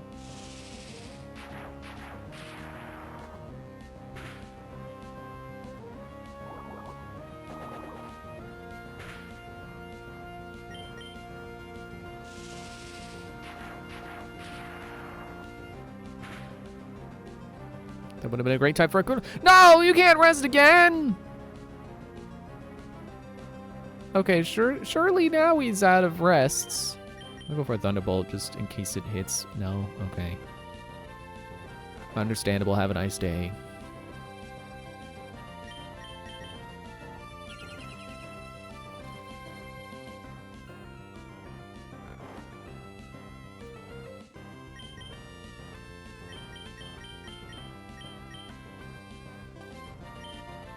I kind of have to.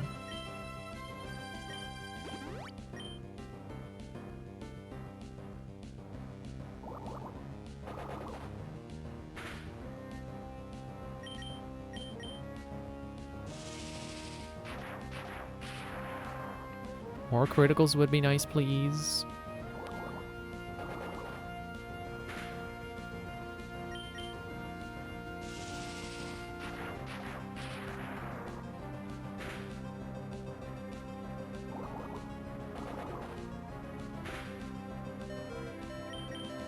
Alright, time for my own version of rest that doesn't involve me falling asleep.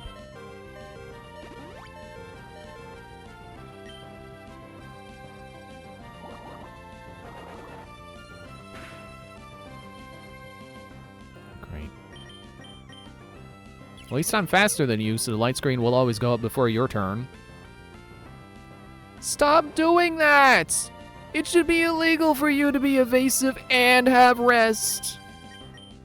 Go to jail!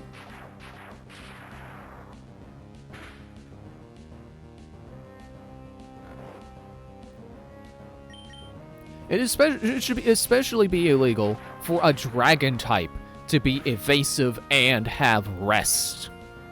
Or recover. You're not getting me in that loophole.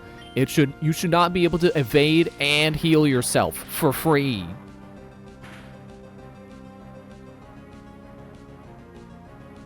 Woke up just to go back to sleep. You know what? I'm sure a lot of people find that very relatable.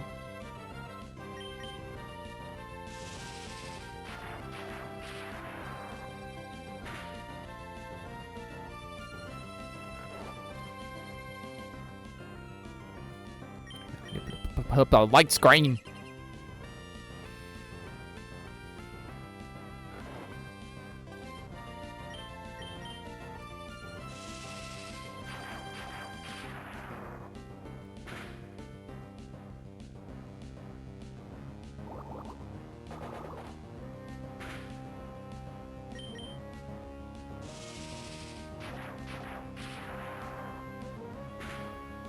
Excuse me. How many times is that now? Is that 8? I want to believe that's 8 because it means he can only do it 2 more times.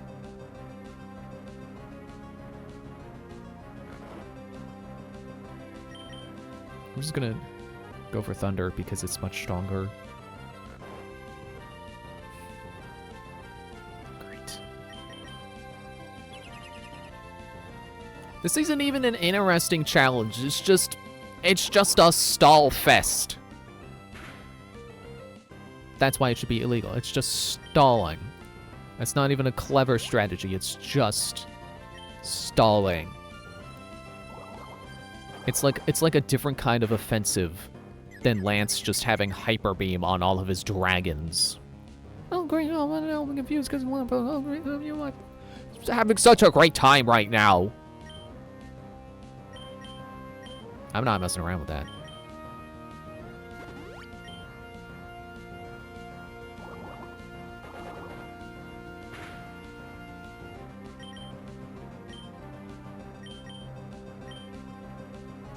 This is worse than Whitney's.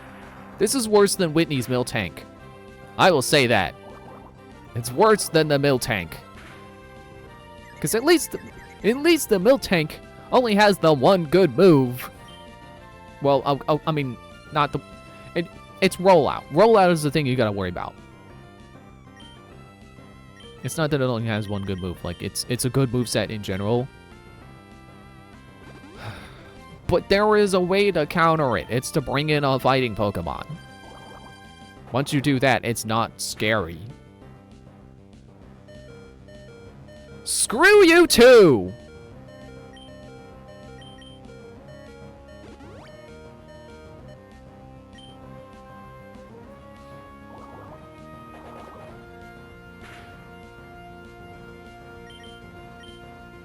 This is worse than the Miltank because, like, the Miltank isn't the 8th gym. It isn't a big old freaking stall fest.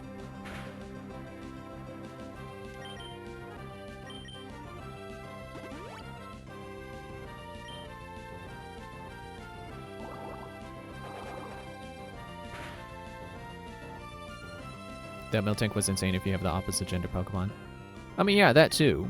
Like, just bring in a female fighting type Pokemon, and there you go. You've obliterated Miltank.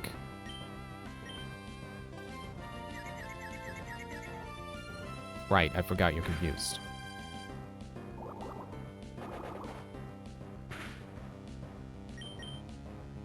Good.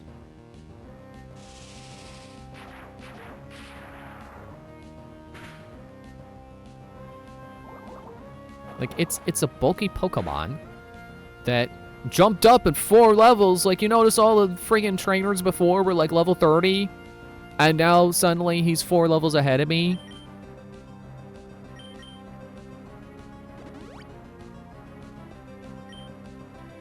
And he can heal himself. He keeps healing himself, and he still has the regular gym leader potion stock. And he can keep confusing you, so you waste your turn. And he's evasive, so you can miss. So I have to rely on my moves that never miss, which I can only do from Marimari because my other 2 Pokemon are weak to his attacks, are weak to Ice Beam. So I have to rely on Shockwave, which thank goodness I have Shockwave, because I don't know how... I would not be still in this fight if it wasn't for Shockwave. Which is why I'm willing to use my PP recovery items on it, even though I know I don't get more of those. It's because it's my only chance to get this thing to stop.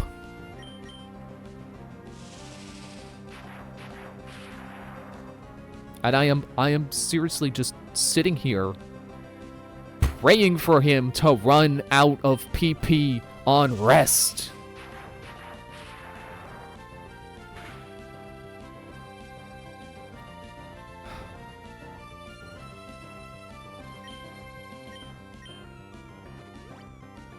Oh, come on!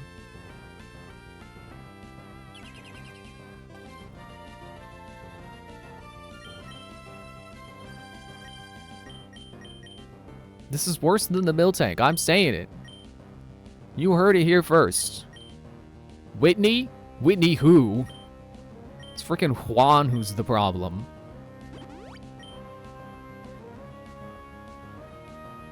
I realize they're in 2 different games, but...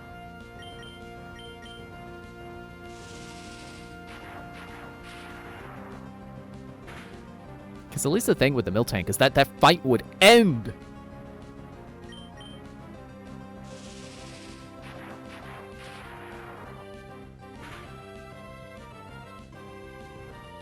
I have to assume that because he's spamming double team that he's running out of moves. That not only is he out of rest, he might also be out of... He's out of everything. He's on struggle now.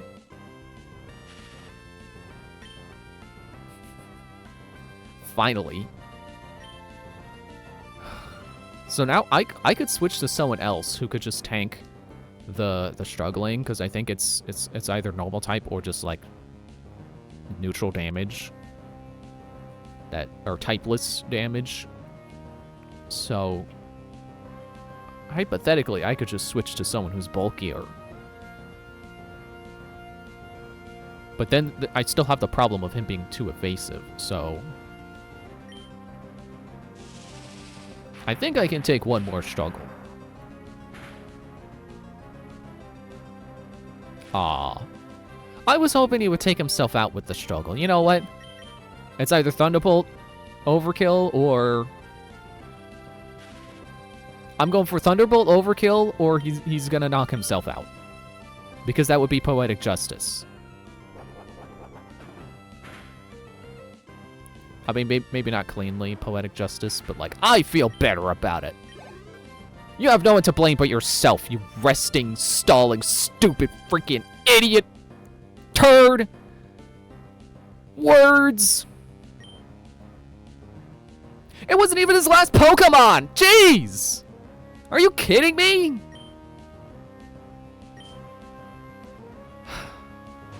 Why did they do that? Why did they save their worst Pokemon for not last?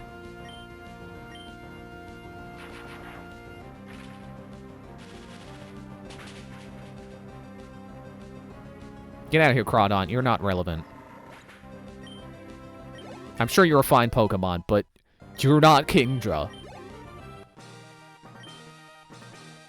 Haha, excellent. Very well, you are the winner. From you, I sense the brilliant shine of skill that will overcome all. However, compared with me or even Wallace, you are lacking in elegance. Perhaps I should make you a loan of my outfit? Maybe. I like your coat. Hahaha, I'm merely jest. Rather than my clothes, I shall reward you with this, the Rain Badge.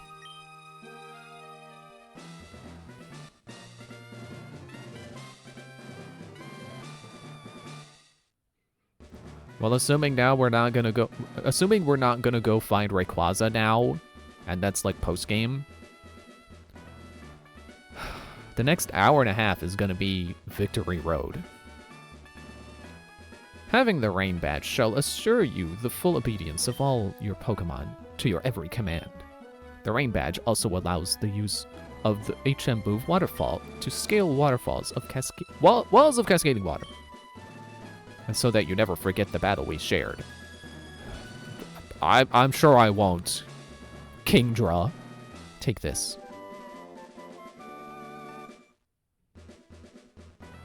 Well, of course we won. We saved the world. I mean, we didn't fight any legendary Pokemon.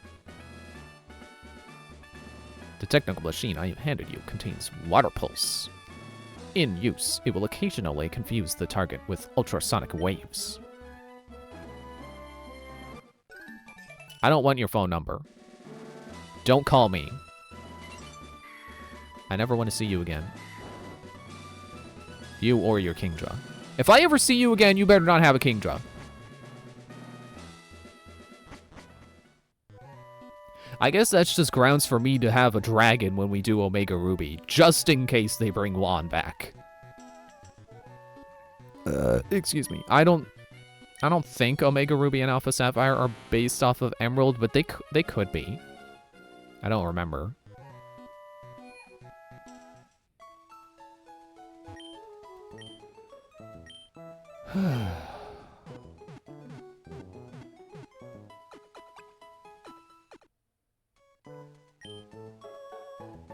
I genuinely wonder how long we spent fighting the Kingdra. Just Kingdra alone.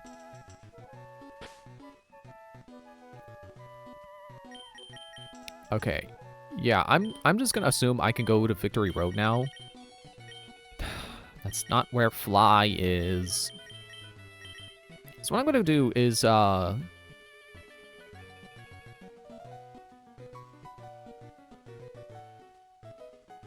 where is he? Where's the move deleter?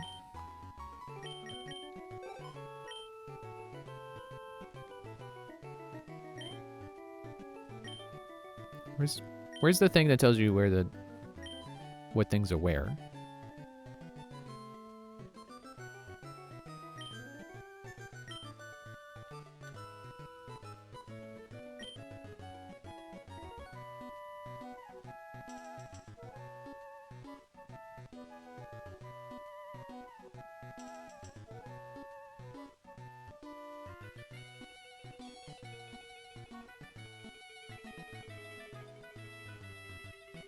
Battle Tint.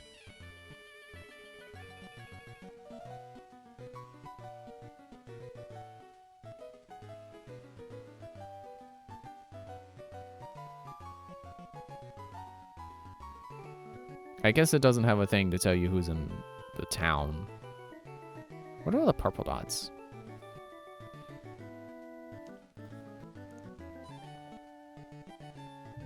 Alright, I'm just gonna go to the wiki. Save some time here. It's waste a freaking hour fighting a Kingdra.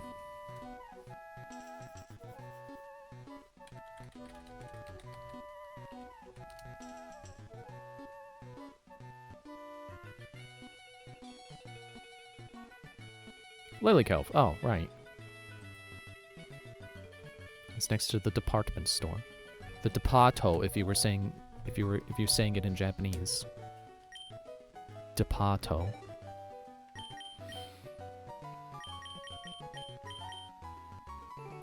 I like that in Japanese convenience store is konbini.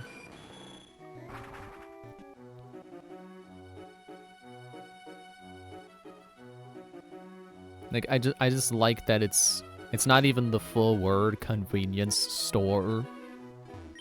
It's konbini. So they basically call it the convenient.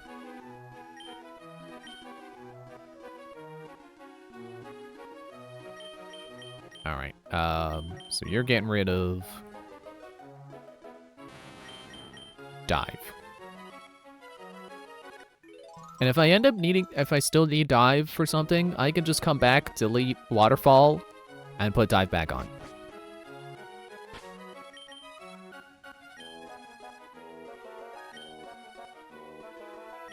See, as much as I don't like that I can't just override an HM with an HM, I can at least do that.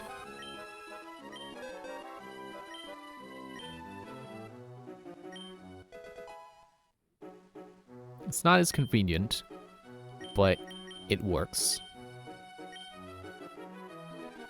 Also, I think Waterfall is an upgrade over Dive anyway, so cool. I would say we're probably not coming back, but I mean, maybe. Probably not coming back for Schifozoa. Maybe.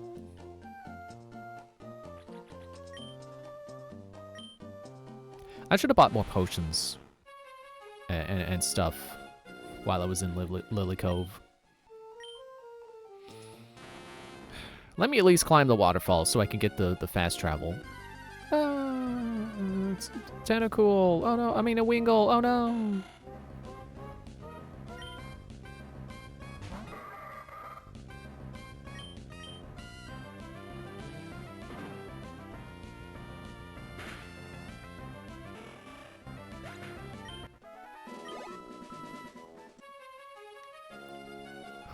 I'm still just completely frazzled from the Kingdra.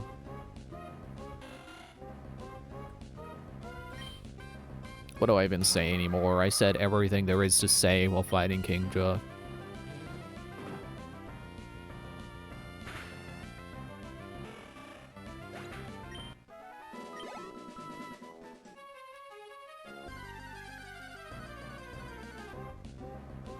Wingull, please. Please, I'm trying to get somewhere. Can you stop?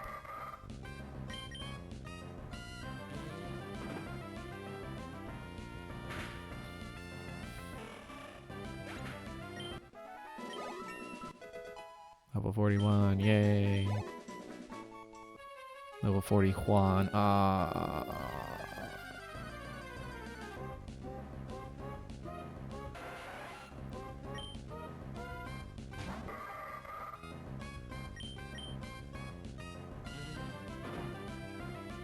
Why are the Pokemon over here level 11? You're way past level 11 by the time you can surf. You should be at least like level 20 by then. Oh wait, am I not quite south enough?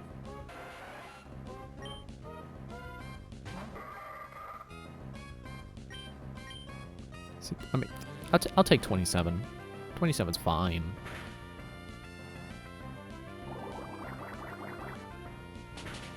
Ow.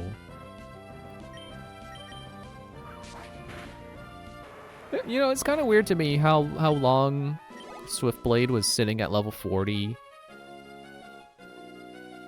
and then just did nothing. Like, I got him over leveled and then he just sat at 40. Where am I? Is this a Reggie place? I don't want to be here. Unless you're shiny, Wingull, go away.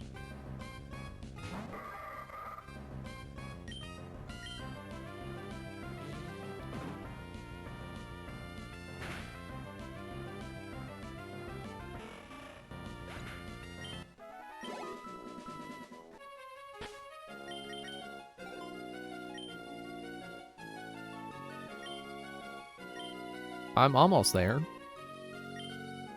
My map says I've discovered the town. I don't think I can fly there yet because I haven't entered the Pokemon Center, but I think I'm there. There was no stronger trainer than I, except the champion.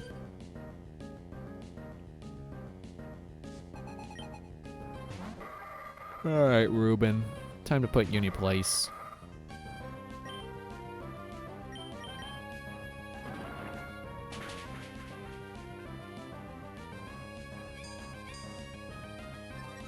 Okay. Well then, I'll just wait. No, Dark resists itself, doesn't it?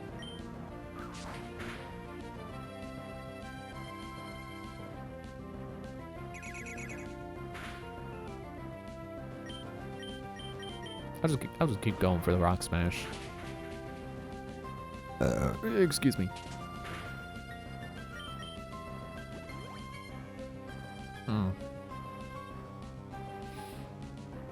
I keep forgetting.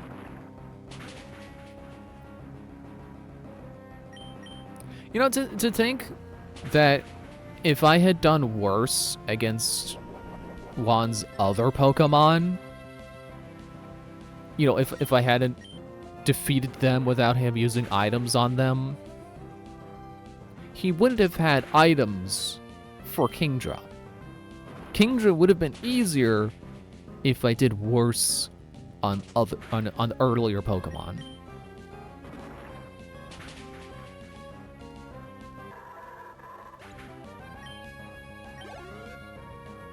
I was about to use Nose Pass.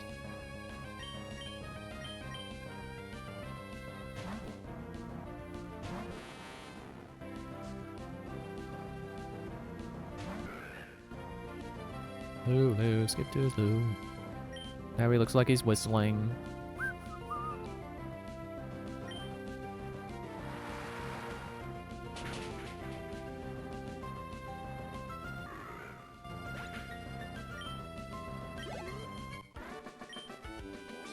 This can't be.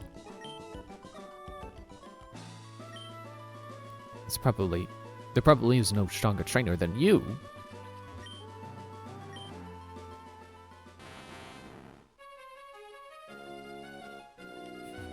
I can confirm there is a stronger trainer than me. He's called Chugga Conroy. Not that I think he's the greatest Pokemon player ever, but he's better than me, I can tell you that. And the sunlight seems to be more harsh in this area. You're looking awfully tough. I wonder if I can win.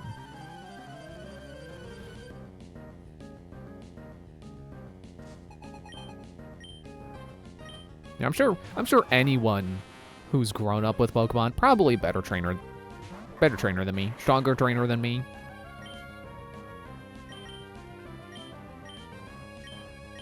I can use Thunderbolts, and it won't miss now!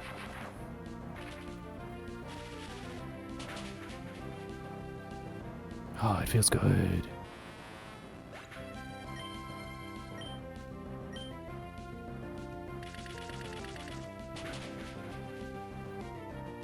Critical hit.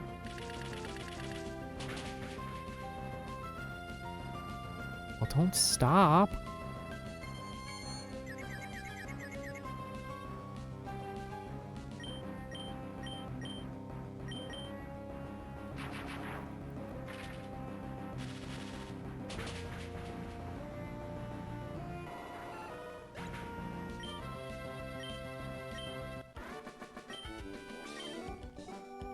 I couldn't see very well because of the sun's glare.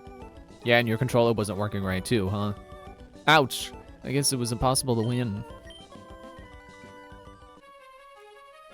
No, I should talk about. There are tough trainers galore around Evergrande. Do you think I may be out of my league? I think you could say you're out of your depth. I should go back soon. I need to reapply my sunscreen. I was gonna say, what, you don't have it with you, but, like, yeah? Of course she doesn't. She's in a swimsuit. What's she gonna do? Put it in her pocket? It's Large Waterfall. Would you like to use Waterfall?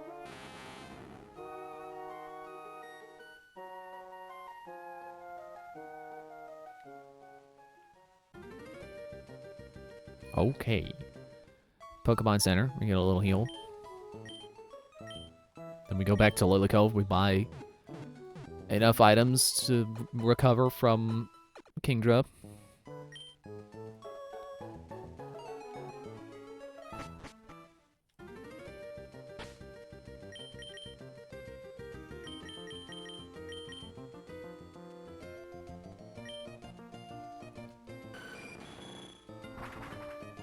I think I could technically get rid of Waterfall now too, but I don't really have anything I want to replace it with, so we can just leave it there for now.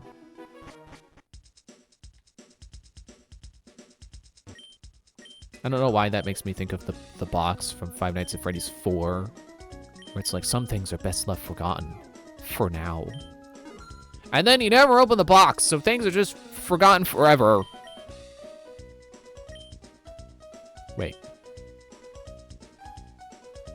How many Hyper Potions did I use in that fight?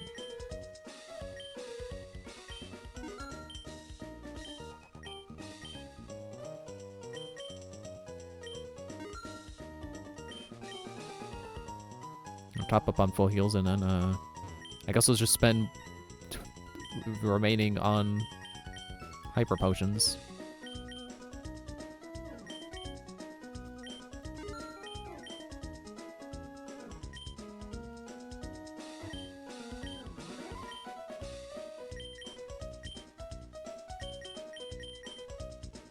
Or, you know what? Not the rest. I'm not spending the rest on Hyper Potions. Full restores would be nice. They don't sell those, do they?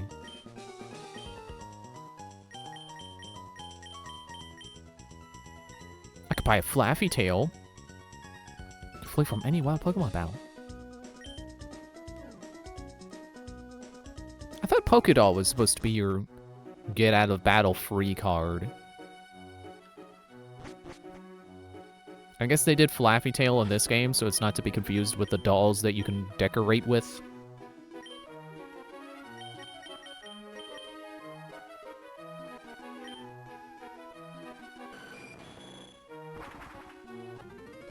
You know, still thinking about the box from Five Nights at Freddy's. It kind of sucks that we just don't know what's in it. Because, you know, Scott's like, oh, well, you didn't put the pieces together correctly, so I guess I'm just not going to show you what's in the box. Like, I get he doesn't want to just explain things. He doesn't want to explain the lore. But the fact that, like, no one got it right, so he's just not going to... The box is never going to be opened now. That's kind of lame.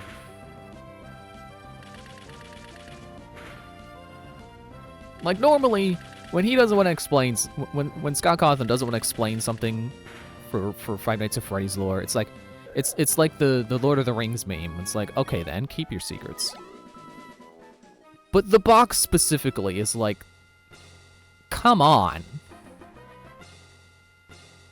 You can't just show us this box and then not open it because no one figured out the lore.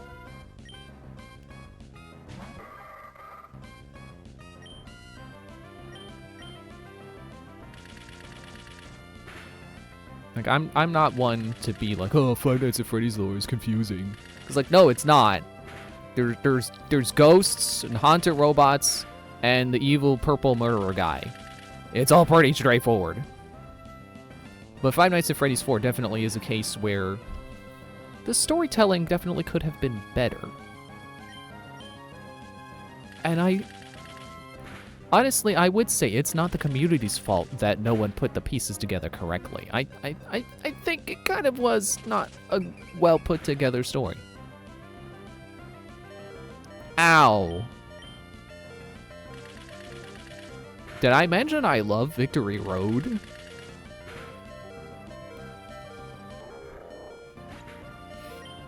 It's a good thing I didn't go broke on potions. We can buy more when we get to Pokemon League. Wrong menu. Also wrong section of the bag.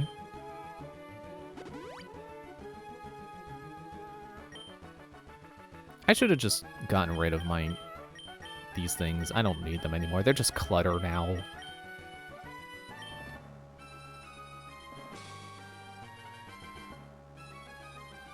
Hi, May. I bet you're surprised to see me here. I made it all the way here, and it's all thanks to you.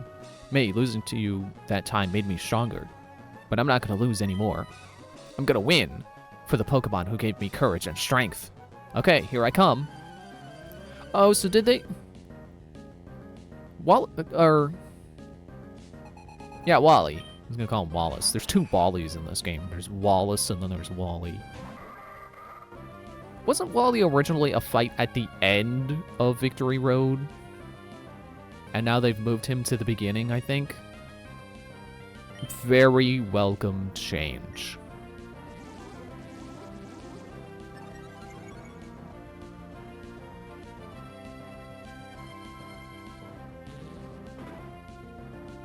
But anyway, I might as well keep talking about this because, I mean, like, this battle's probably gonna go on for a while. Possibly. Yeah, like I said, I generally am not a Five Nights at Freddy's Lure is Confusion kind of person. But, you know, after Pastra's video, where he revisited Five Nights at Freddy's 4, I think I can agree, that one is definitely the weakest in terms of storytelling. I think Scott really does like red herrings, and it's definitely to the game's detriment sometimes. I know I've said before about how, like, oh, I figured it out, you know, bite of 83. Oh, there's 2 bites because there's 2 of everything, because that's how Scott likes to do things. That's why that wasn't the bite of 87. It was bite of 83. There's 2 bites, but...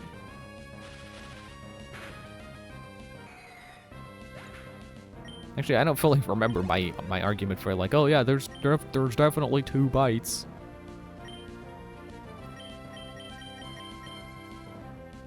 I think I was probably saying something about, like, because I do remember originally, you know, there were hints for 87.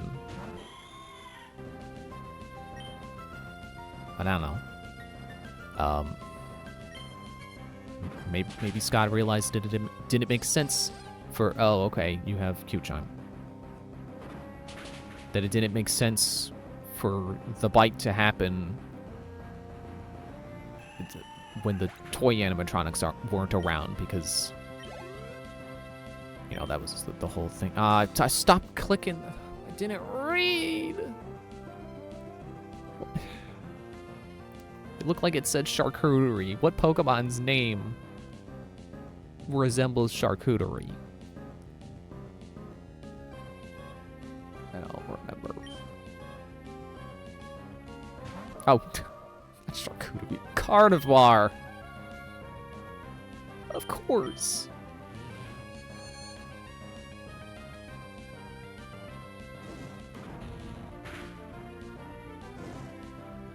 Oh, good, you're burned. Synchronized Hendo effect on Swiftblade. Ha!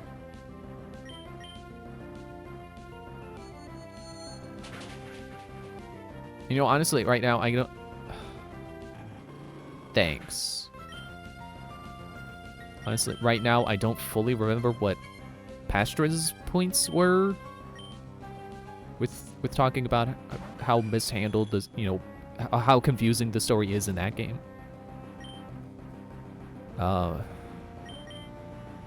I just remember agreeing and being like, yeah, you know, kind of is hard to follow and things don't fully make sense. And I think in some ways, maybe Scott changing plans on what lore even is may have happened. Maybe, okay, Magneton.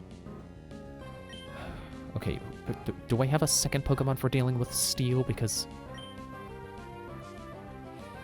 Swiftblade is knocked out.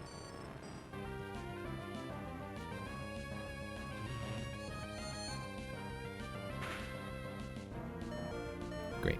Okay, I was gonna revive anyway, so let's throw out a revive to Swiftblade so he can come out with his fire fightingness.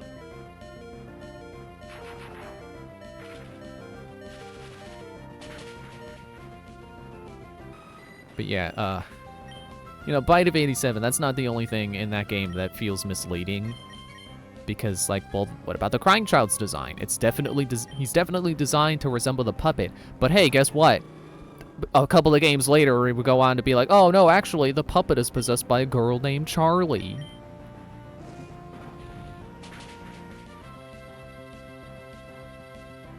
Although, I'm trying to remember, like, the, like the mini games in Five Nights at Freddy's 3, because I remember there being a lot of like puppet imagery in that. Roselia. Okay, we're good. Just fire kick again. But I think people were saying, or people are now saying that like those mini games were about someone else and not the Crying Child, and those, or maybe more about, or less about the puppet. I don't remember. Wow, May, you are strong after all. It's amazing how strong I can be when you fight me at the beginning of a difficult route instead of the end. I couldn't beat you today, May, but one of these days, I'll catch up to you. Well, you're not going to catch up to me standing still.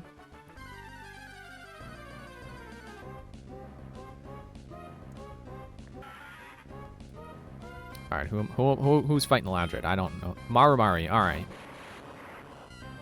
Shock him.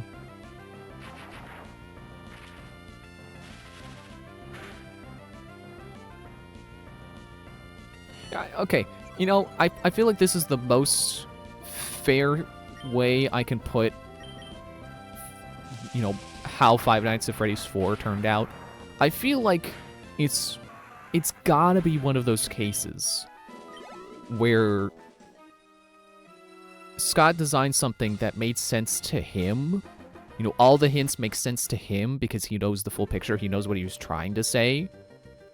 But he said it in a way where he's the only one who understands what the hints mean.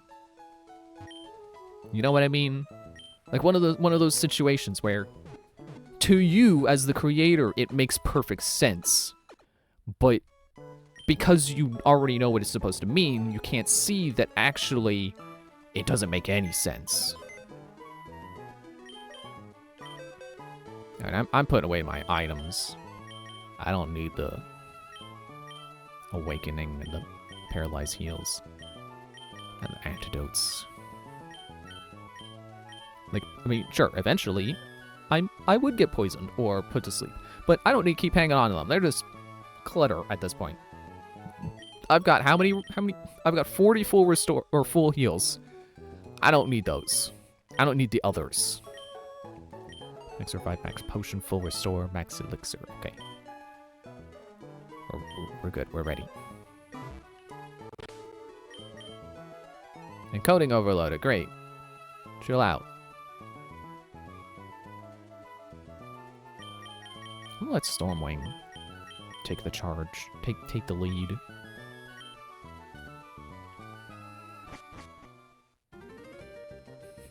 Can't help it. My mind went to... And see, here's me explaining my train of thought, because I understand how little sense it makes if I just say what makes sense to me. But I have to spell out the connection because I know it won't make sense to you. So my mind went to Jesus take the wheel, because I said take the lead. It's like, I'll take the wheel. And I just can't help but think of that video. I think it was a Vine, which tells you how old it was, where that song comes on while someone is driving, and then they let go of their steering wheel, and then someone in a Jesus costume comes up like next to the car and is sticking his arm through the window to grab the wheel.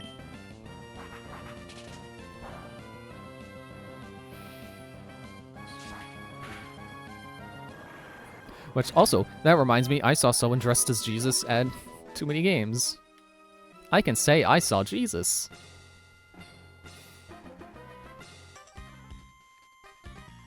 The seemingly infinite and harsh road lives up to its name of victory. More like defeat. Now, I know there are people who'd be offended to see people dressed as their religious figure of preference at a convention, but I think it is funny to see Jesus at a convention. I mean, maybe not like I'm laughing in the moment, but I like to say, like, oh, I saw Jesus at a convention.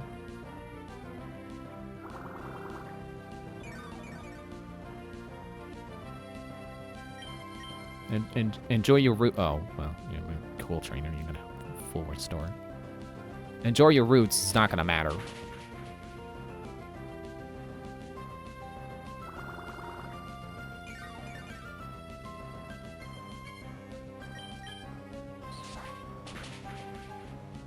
So anyway, Five Nights at Freddy's 4. Might as well keep talking about it because we're going to be in this cave for a long time. Your battle style is fantastic. You seem to have the potential for becoming the champion. You don't say. Good thing I didn't get rid of Flash.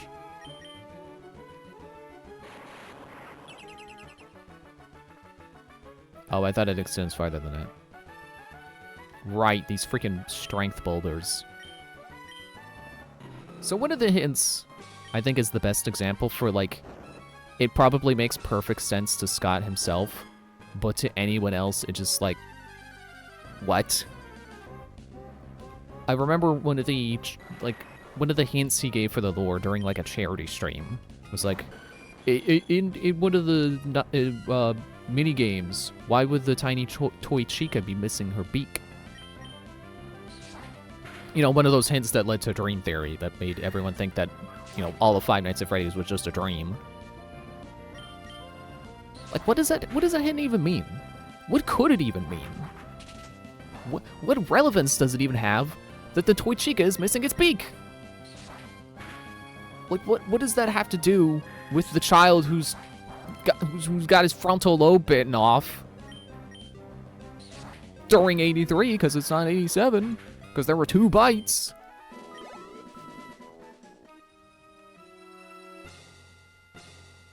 Oh, wait, so I think...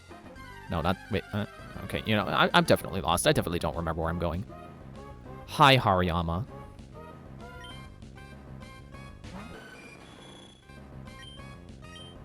I'm just gonna fly.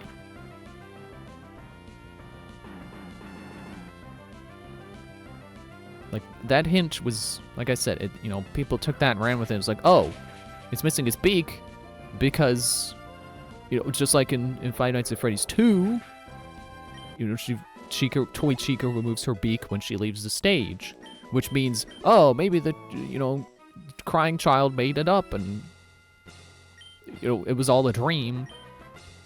And, you know, the dream connection of, like, oh, he saw, in his waking life, he saw the beakless Toy Chica, and that scared him, and then he had a nightmare about it. Like, as much as I don't like Dream Theory, I feel like that is a pretty rational conclusion to come to from that hint. And I feel like, I think Scott has basically confirmed Dream Theory is wrong, so... Like, that's not what that hint means. So again, it's like, what did you mean? Why? How would that hint solve the lore?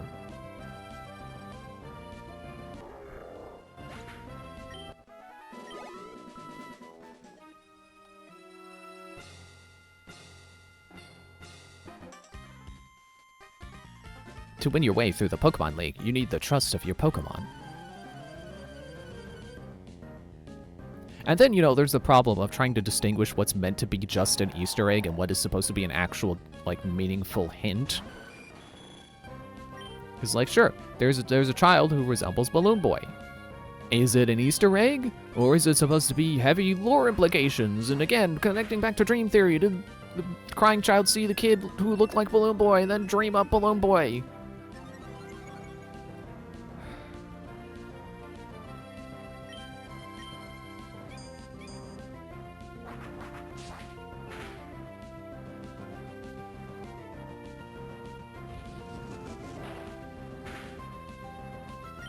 I'm trying to remember. I know I've heard from Not a Real Name on YouTube. She said that she believes... Actually, I think Scott has said that the contents of the box has changed. And what Not a Real Name believes was in the box was originally it was the puppet. Because the box, you know, resembles a marionette case. It resembles the kind of box you would put a puppet into. And then, after being changed, it's... Oh, a sandstorm. Oh, I'm gonna get buffeted. Or does Steel not get buffeted? I don't remember. And then after it changed, she says it was probably a Foxy mask. And I feel like that makes a lot of sense. Your relationship is based on solid trust. By being together all the time, trust grows between Pokemon trainers. Hey, wait, why do you have this character? They have a green-haired field sprite for women. Why are they not using it for the cool trainers? Anyway, enough complaining about this game. Let me go back to complaining about... No, but I feel like that makes a lot of sense that it was the puppet, because, you know, Crying Child has a lot of design similarities to the puppet, so it's probably true that originally he was supposed to be the puppet, and then, you know, at some point, whatever point, plans were changed, and now it's... Wait, isn't that the bird I should be paying a little more attention? Yeah, plans changed, and then now... As every theorist now knows, Crying Child is not the puppet, despite the resemblance.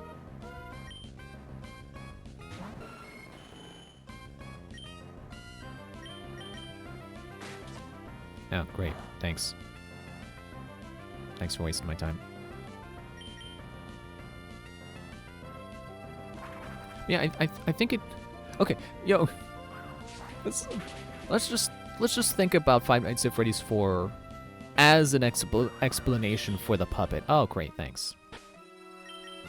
Forgot they do that too.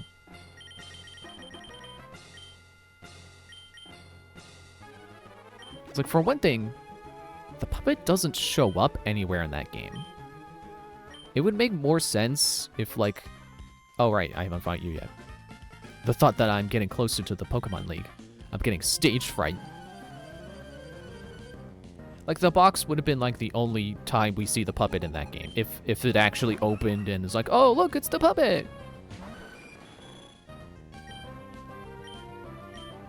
You think you're the aerial ace, but actually, I am the ace of the air.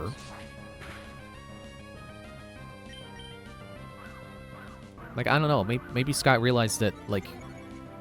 You know, not only did he want to change his plans of who the puppet is, but maybe he realized that that was a too obvious of a connection, and that all that build-up just to open the box and it's like, look, the puppet! It's possessed! It's like it would not have been the mind-blowing reveal that it kind of needed to be for that much build-up. For what was supposed to be the end. Ow! Also, you know, a question I like to bring up during you know, when I hear some people's theories is sometimes I just ask, okay, but why? What does it change? And I feel like you could apply that to the same thing for if the puppet was in the box. It's like, oh, okay, so the Crying Child was the puppet. But why? who cares? What does it change? Who is the crying child? Like, okay, he was tormented, and then he died in an accident, and then became the puppet. And, like, does that really change the story that much? I mean, I guess it kind of does, because it would mean... Because the puppet is kind of an opposing force to, you know, the Purple Man, William Afton. So to have it be like, oh, well, you know, Afton's son possessed the puppet, so it's the father versus the son. Or, you know, the father being evil and then the son trying to stop him. Which actually kind of happened. I couldn't do a thing. Like, sure, the puppet is Charlie now and whatever. The Pokemon Link became distant again. What a letdown. Wait, shouldn't we go that way, or let's go that way. But like, sure, the crying child may be Golden Freddy or whatever theory you believe about that. Shoot, that was not correct. Oh well. But Michael, we'd still have Michael. Confirmed son of William Afton. There's no theorizing about it. It's confirmed. I forgot Stormwing's dying. He'll be fine. And then like kind of pretty much confirmed by like sister location or so that he's the one going around freeing the spirits haunting the animatronics. Which I guess also kind of makes him an opposing force to the puppet, where the puppet, you know, give life, and then Michael set spirits free.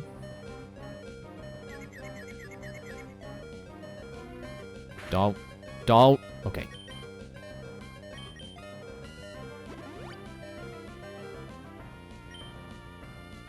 Which actually, going back to the idea of the box previously containing the puppet, but now containing a Foxy mask. Yeah, that makes a lot of sense. What was originally meant to be a hint of like, oh, look, Afton's son is the opposing force. It wouldn't, you know, they changed that hint from the puppet as the opposing force to the, you know, Michael being the opposing force. It kind of works. The theory, I mean, of the... You know, now that I've thought my own thoughts about the idea of it originally being the puppet, but now being a Foxy mask. Like, yeah. Makes sense. It really does.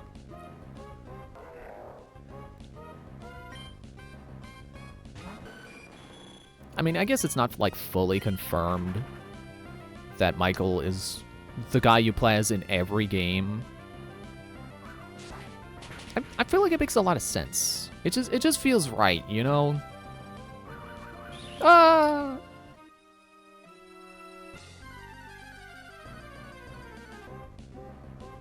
Because I like it as an explanation as to why you keep going back to the places, even though the robots are clearly, you know, the animatronics are clearly trying to kill you. It's like, well, you're not just desperate for the tiny paycheck. You're playing as Michael the whole time. You're playing as someone who's determined to set the spirits free. And also can't die, so... I mean, kind of can, kind of can't. I don't know. I guess that depends on how exactly he was brought back after the events of Sister Location.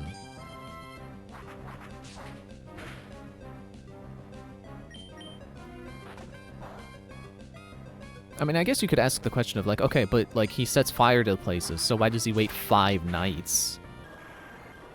And that I don't have an answer to. Also, he usually gets fired for, like, tampering with the animatronics.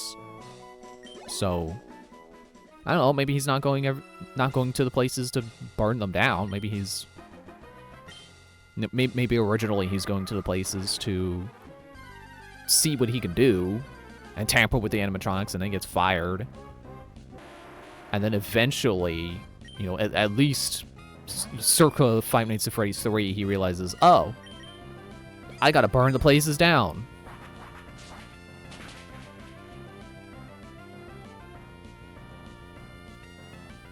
Magnitude 8? Yeah, it doesn't affect Stormy. Yeah, you think you got a smug grin on your face?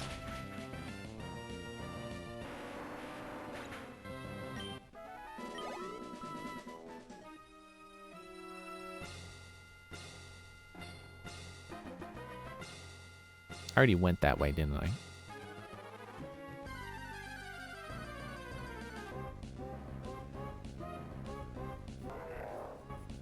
But anyway, I've kind of strayed away from the topic of Five Nights at Freddy's 3 by now. Or 4. I can't number right. Excuse me.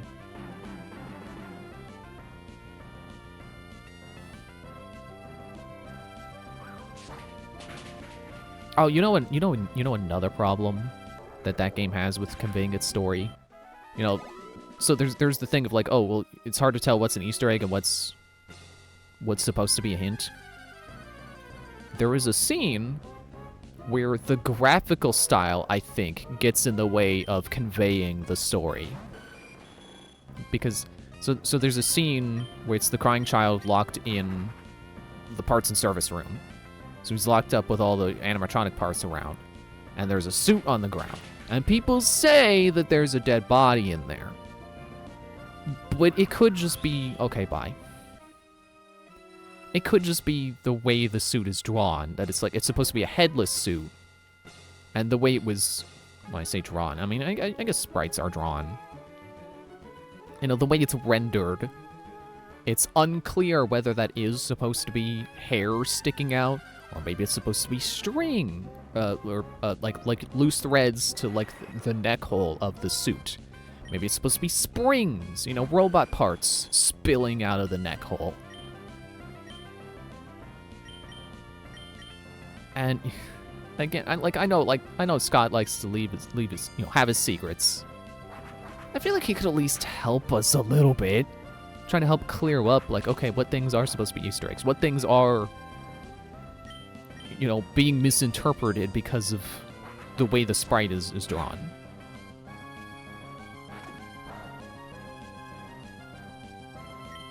You know, I'd also be, I'm trying to stick to FNAF 4, but like in FNAF 2, it's like, oh, there's the missing children incident, and then there's the dead children incident. Are they supposed to be two separate incidents? Or is one just artistic liberties taken with the same incident? Is there supposed to be an incident where 5 children died at once? Or is that just, you know, supposed to be symbolic of all the death of the original 5, and there aren't supposed to be 5 more? I don't know. It's like, it's hard to tell. And Scott's not gonna say anything. Oh, great, fly missed.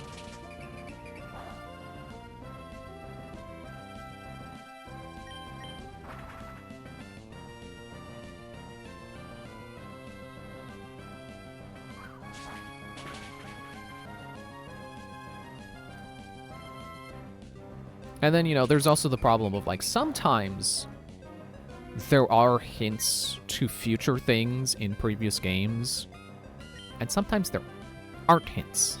And sometimes it's more like retroactive, or us looking at something through a new lens and now finding a connection where there wasn't supposed to be one before. You know, sometimes intentional retroactive hints, and then sometimes accidental retroactive hints. And you know, oh, hello, Laron.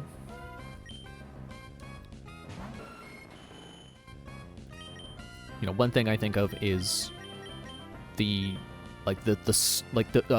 I mean, Nightmare Fredbear's design in general.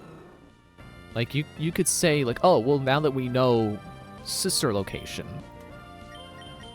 the chest makes sense. You know, chest mouth on Nightmare Fredbear makes sense. Like, oh, well, maybe, you know, whoever is seeing Nightmare Fredbear, whether you believe it's the crying child or Michael or someone else, maybe, you know, whoever is having that nightmare saw Elizabeth get eaten, quote-unquote eaten, by the stomach of an animatronic, and now them having a nightmare of Fredbear, they imagine him as having the stomach mouth. Or it could just be a stomach mouth because they're nightmares and they're supposed to be scary, and that's a scary thing to design a monster with, is because humans don't have mouths on their stomachs. Why would a monster? That's scary.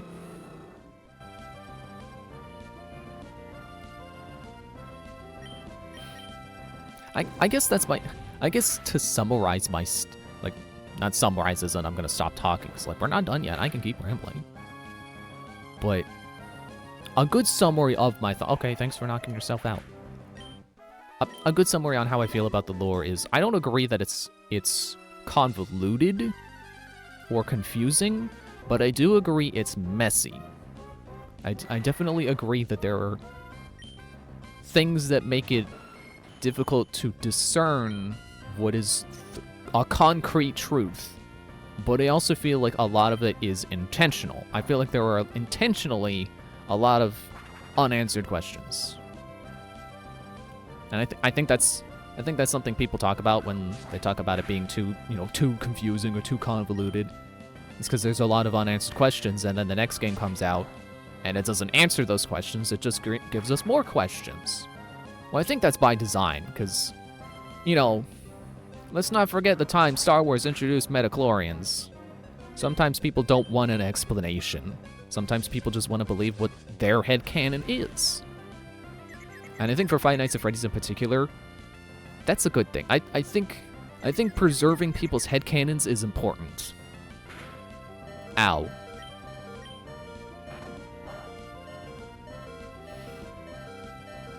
Like, I can't, and I say this genuinely, not just hypothetically, I can't imagine, I genuinely would not know how theorists would react if suddenly something came out and it's like their theory was 100% confirmed not true. I'm sure part of the fun isn't being correct. I mean, it's definitely fun if you are correct, but the goal isn't to be correct. It's to just have a thought. But I'm sure there would be people who would be upset if their theory that they loved so much turned out to be 100% wrong. So I think it is good to have all these unanswered questions. But again, I also feel like maybe there could be some clarifications added in. It would help to have certain things be confirmed, whether they're supposed to be just Easter eggs or if they're supposed to be actual hints. That would be nice.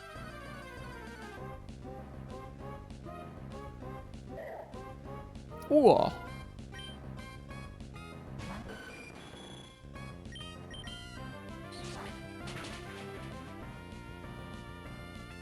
A critical hit. Ooh. Excuse me. Trying to learn spikes. I know competitive loves their spikes, but I don't care.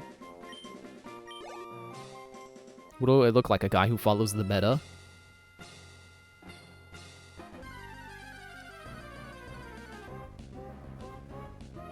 Margarita.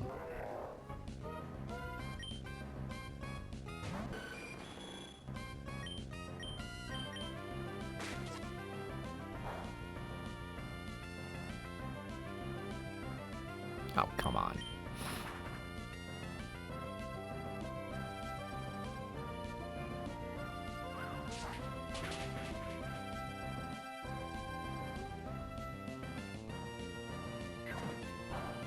Yeah, you can keep using knockoff if you want. I resisted. Thanks for not using Whirlwind.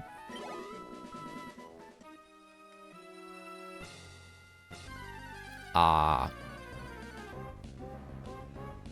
still kind of hate this song. I've still gotten really sick of this song. It's like at the end of every battle, it's got to start over, and it's gonna dun, dun, dun, dun, dun. Like, okay, stop.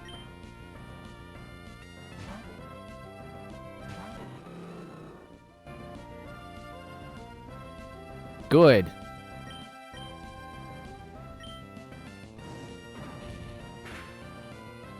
I kind of lost my train of thought. I had a train of thought I was holding on to for a moment, and I lost it. I lost it.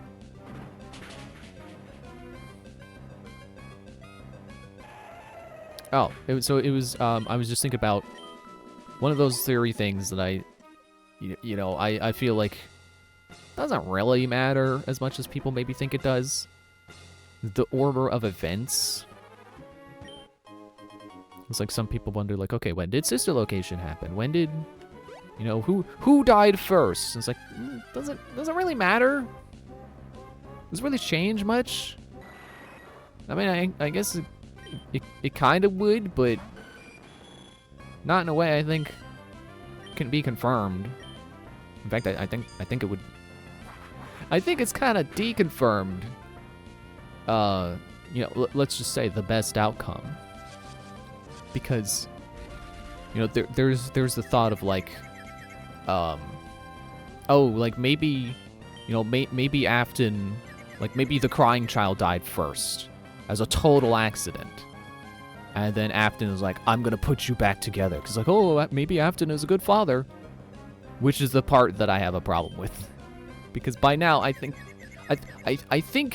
Pizzeria Simulator did a lot of legwork in proving that no, actually, Afton is just awful constantly. There was no good in him. There was never a moment where he thought, hey, maybe I could be doing a good thing right now. No, he is constantly evil. I didn't come all this way to lose now. That possibility doesn't exist. Well, I'm here to tell you, it's non-zero! Okay, well, I gotta switch again. It's another fight where I'm just switching right to... Which is good. Swiftblade is falling behind a little bit, so...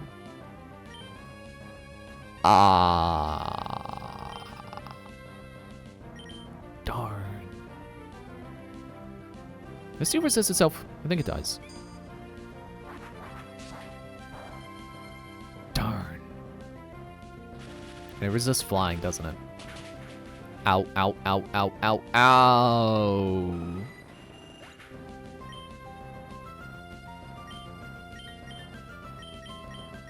So back to my train of thought. Which, I don't know if it bothers anyone else, but I would certainly like to figure out more ways of transitioning back to something I was talking about other than like, but anyway. But anyway, yeah, some people have proposed the theory of like, okay, well, Slash.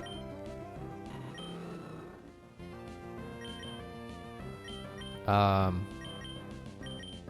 I know it's got high critical hit rate, but I got Strength. Strength does have higher raw power.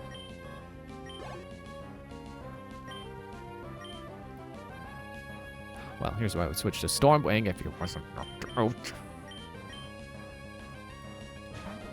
See, the idea of, okay, the crying child dies first, and then Afton's trying to be a good father and revive his son, and that's what gets him going down the dark route of Remnant. Which, I mean, I suppose it doesn't necessarily have to be him trying to be a good father thing. Maybe he's just trying to save himself with like, oh, my son died from one of my robots. Oh, that's a bad look for me. How about I try to get him back to life so I don't have a dead child on my hands? And then, he becomes a child murderer.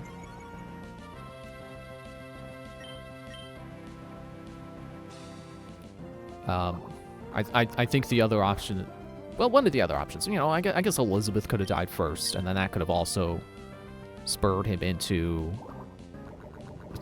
Remnant research. And then, I guess that kind of leads back into another one of those hints from, the story of Five Nights at Freddy's 4 that just doesn't make sense. Because, like I said, other games, especially Pizzeria Simulator, have done a lot of legwork to just constantly paint William Afton as just the worst. But then also, and I feel like this is kind of like, it's technically confirmed by Sister Location. I don't fully believe it myself. I did not mean to hit run. I went bag. The Fredbear plush that's constantly talking to you through the cutscenes of FNAF 4. It's basically confirmed to be Afton, because there is the plush in the secret room in Sister Location that has a, should I use Haze? I feel like I should use Haze. That has a radio. So it kind of confirms the theory that someone was talking to him through the plush, that it's not just him imagining the plush talking to him, that it actually is talking to him. But why? Like,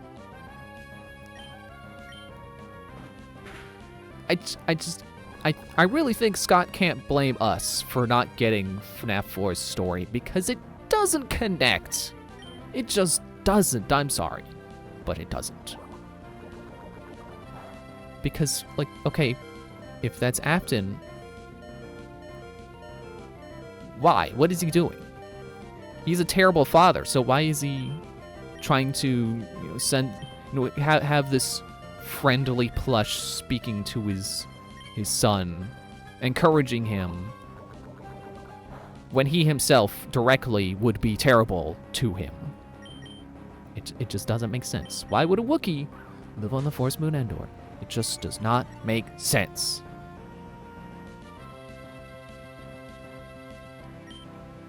Can't remember the last time I pulled that out, but I mean, probably more recent than I realized. You know what? It's probably a good time to bring out revive Skarmory. Revive Stormwing. I need Aerial Ace. Immunity to poison would be cool.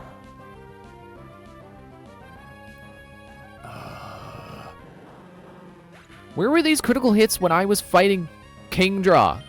Why couldn't I have been getting these critical hits against Kingdra? Anyway, trying to stick to one train of thought. Yeah, the talking plush doesn't make any sense. But supposedly that's, the final scene in FNAF 4. It's like the plush is saying to him, like, I will put you back together. It doesn't make sense coming from Afton. He's a terrible father. Why would he tell his son, I will put you back together? And if it's not Afton saying that to him, who's saying it to him? It's like, what, you expect me to believe that's Henry Emily talking to him? Why would he care? Also, I just remembered sometimes that the Fredbear plush isn't encouraging. Sometimes it's just reminding the crying child how much his brother hates him. Again, like it does. Like, what does that tell us? How does that help? How does that connect to anything? What does that have to do with Toy Chica's beak? Are you serious? You survived that?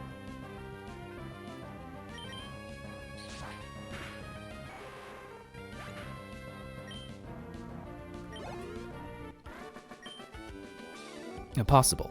I lost? Yeah. I lost here. That means I lack the qualifications to become the champion. Yeah. You only got 2 Pokemon, bud. Try a full team.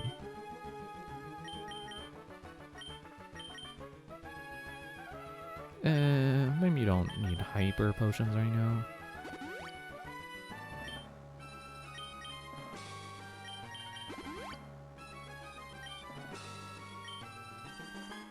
Well, I guess another thing about the puppet reveal being in the box, maybe not being as exciting as maybe Scott was hoping it would be, was,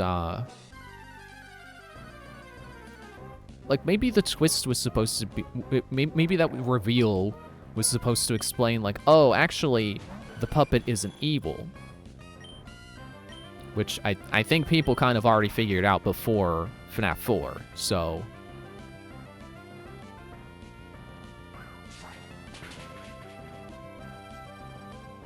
You know, and that's another reason why that... Oh, okay, bye.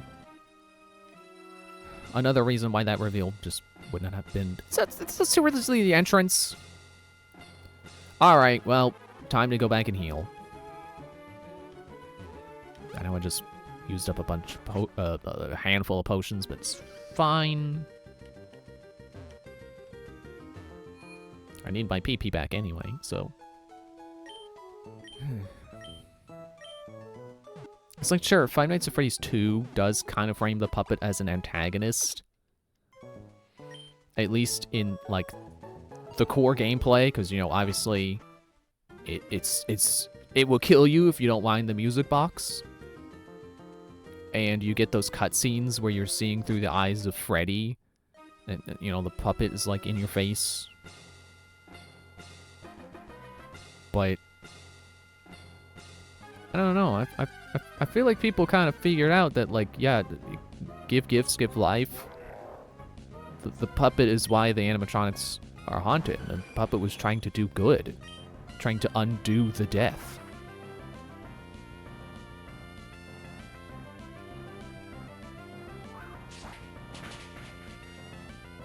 And actually, if I remember right, the phone guy saying that the puppet makes him uncomfortable was fuel for the theory that phone guy's the murderer.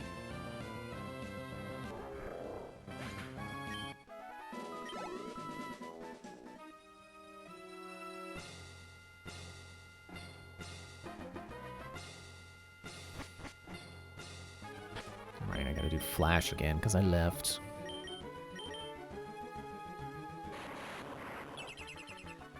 Gotta push the strength boulders again. I don't know why this part annoys me so much. Oh yeah, that's right. Wild encounters. That's why it annoys me so much.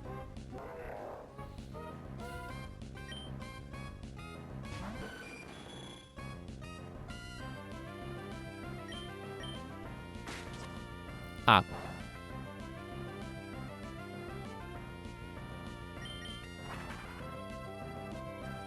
You know, I watched... I guess I'm not sticking to FNAF 4 here. I watched a video today that was trying to piece together what the intended story for Security Breach was supposed to be. You know, taking into consideration that there was a story Scott intended to tell, and then there was a story that Steelwool told because Scott didn't give them all the pieces. Because I guess he was worried about leaks or something.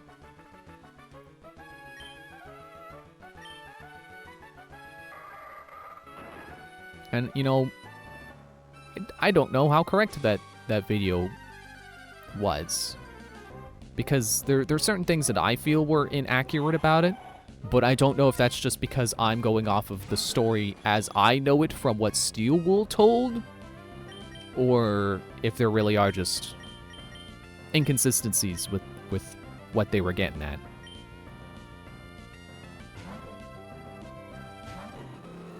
Because part of this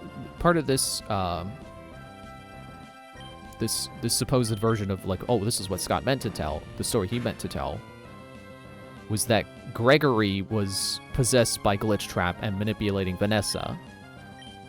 Which to me it's like, no, Vanessa is the one possessed by Glitchtrap. Like, we know that from Help Wanted. From, you know, Help Wanted's story of Glitchtrap and possessing people. So why would it possess Gregory to manipulate Vanessa when I'm pretty sure we knew even before Security Breach that Vanessa was controlled by Glitchtrap, which caused her to make the Vanny suit and all that. Why would Glitchtrap need to possess both of them? But again, that's like, do I know that because that's how the story was supposed to go? Or is that just how Steelwool made the story? And that's why I don't believe the idea that Gregory was possessed.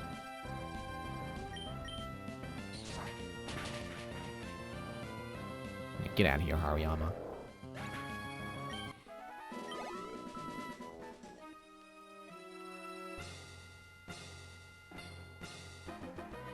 'Cause, you know, future games also make it pretty clear that Vanessa was possessed. But again, was she supposed to, or is that just what they went with?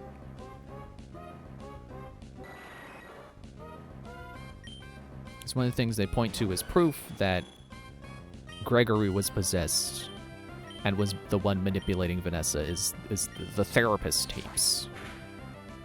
Which I feel like is the thing a lot of people think about those tapes anyway, is that some of the tapes are Vanessa and then some of them are Gregory. Which is easy to believe because in the Vanessa tapes, Vanessa talks. And in the other tapes that are, let's say patient B is supposedly Gregory because they don't talk. So you could believe that to be anyone you want. But, again, with my Steel Wool understanding of of the story Steel Wool told. Oh right, I already have strength active. That to me it's blatantly obvious. No, that's not Gregory. That's Vanny. So the ones where Vanessa speaks, that's her. But in the ones where she doesn't, it's Vanny. So Vanny is the one manipulating Vanessa, and you could say that Vanny is basically the embodiment of Glitchtrap, and Glitchtrap is manipulating and threatening Vanessa into being Vanny.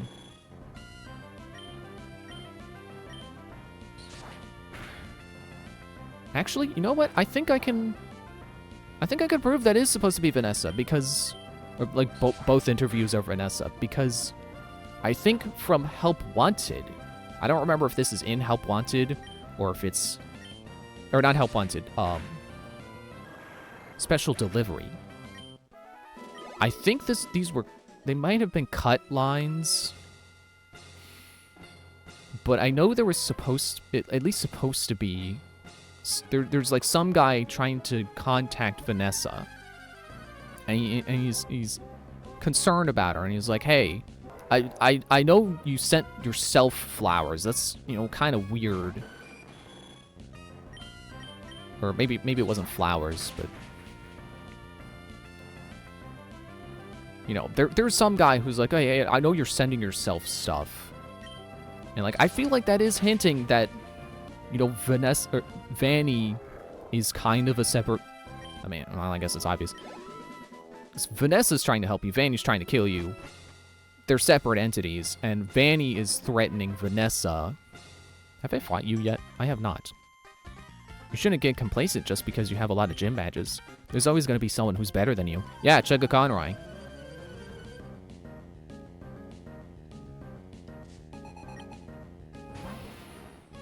Oh, Sand Slash.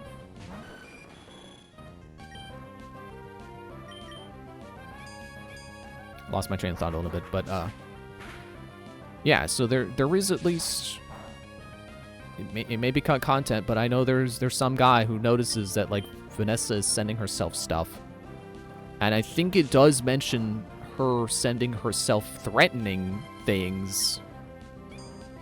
So yeah, I feel like that confirms that that Vanny is manipulating Vanessa, and is basically, like, if Vanessa doesn't do what Glitchtrap wants, then Vanny will send her threats and stuff. And, Glitchtrap may not be physical, but Vanny is, so she can make consequences happen. So when those therapist tapes in Security Breach say that, oh, patient B is threatening Vanessa, it's Vanny. Vanny is threatening Vanessa. Which is confirmed by the other content in a different game that came out before Security Breach, so came out before Steel Wool quote-unquote messed up the story that Scott was trying to tell.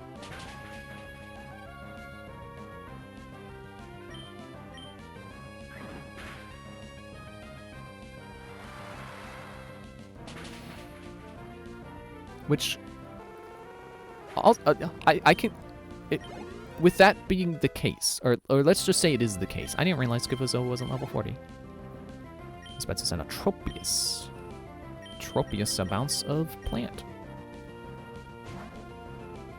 So, if it's true that Vanny is the silent patient, well, I also happen to remember from that, from the video I was watching talking about supposedly the story Scott meant to tell,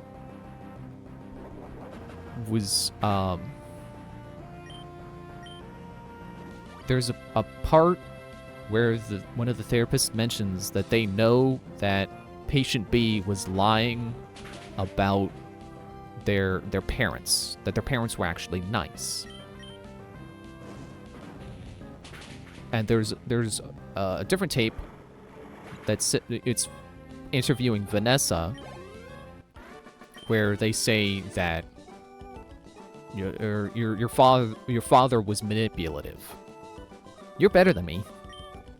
Oh, I got 2016. Oh man, remember 2016? Gaze on your collective badges and remember the trainers you faced. Should also remember to save. So, point I'm trying to get at. Excuse me, I'm burping. Don't you healing? So there's the Vanessa tape that says your father was manipulative, and they even say his name was Will, and people have figured out it's Will A or Bill A, so that makes people think it's William Afton. And people especially think that after the movie, which let's not. Let's remember that the movie is supposed to be separate continuity. It's not supposed to be one-to-one. Let's remember that the puppet was made a villain in the second movie, even though it's not malicious in any of the games. I trained together with my whole family, every one of us. I'm not losing to you, or not losing to anyone. Oh, we found win straight. Veto. Forgot how big Dodrio Sprite is, jeez. Big bird over here. Anyway, so okay, so follow this logic. Tape 1, Vanessa, or they're interviewing Vanessa, and they say, well, we know Bill A was a manipulative guy. Now we go tape 2, interviewing patient B, who doesn't talk, and they're saying to them, we know you were lying about your parents. We know they were actually good. You know what that says to me? It says to me, her father, Bill, wasn't manipulative. That she was lying about that. That actually, he was good. Which to me says, no, they're not related. A guy named William, who is a good guy, can't be Afton. Because again, many times, they make abundantly clear, Afton sucks. Never make the mistake. Afton sucks. I'll keep Dream Catcher out.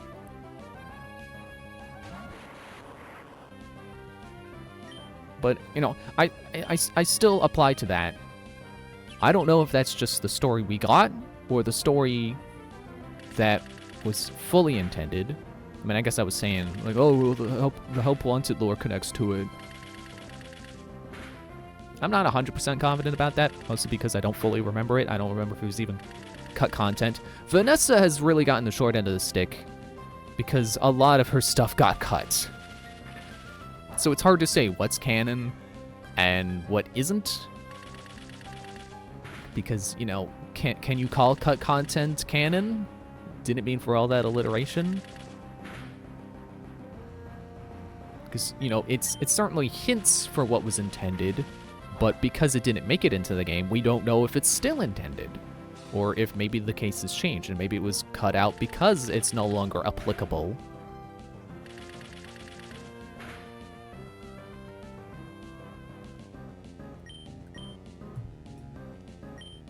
Nope, I didn't mean to go to Pokemon.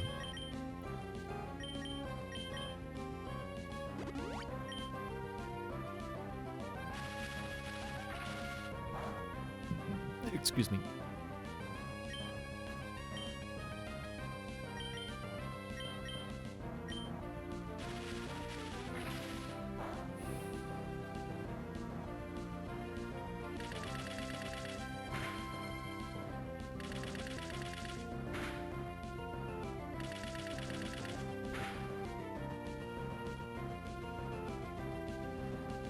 Oh, good. Light screen wore off. Ah! Should have seen that coming.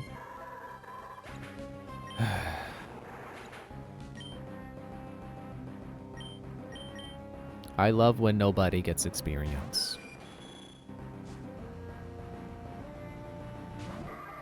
Oh, good. I picked the right Pokemon.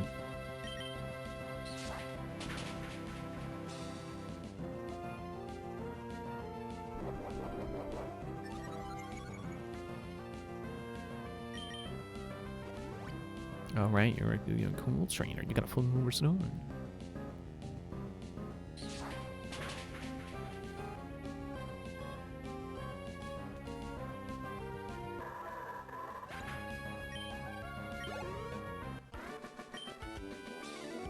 Better than my family. Is that possible? No, in 2016. Oh, I remember 2016. Remember when the Switch wasn't a thing? When we didn't even know if it existed or not? Oh, have I? I was better than everyone in my family. I've never lost before. I've lost my confidence. Maybe I'll go home. You know, go home, take a nap. You know, when you wake up, see if you feel like coming back. Nothing wrong with taking a break.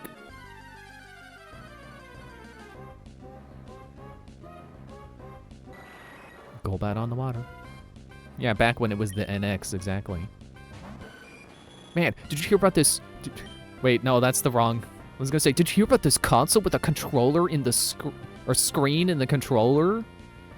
That was the Wii U. Never mind. That's the wrong speculation. Astonishing. Barely did anything. It did an astonishingly low amount of damage.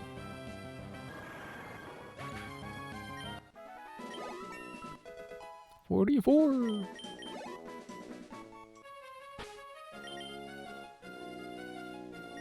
Schifozoa should be getting some experience now.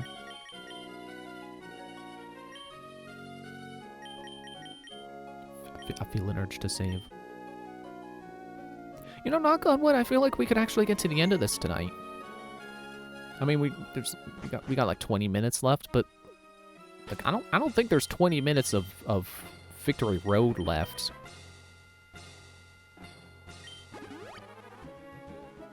Oh yeah, I gotta revive Dreamcatcher. Freaking self-destruct. The NX honestly sounds cooler to me than a Switch, in my opinion. Yeah, that's fair. It does have X in its name. It does. Everything sounds cooler with an X in its name. Oh, it does. Oh, there was supposed to be a double battle, and it wasn't because the lady looked the other way. My Pokemon are cosmically awe-inspiring. Sure they are. Oh, Lunatone. Oh, cool.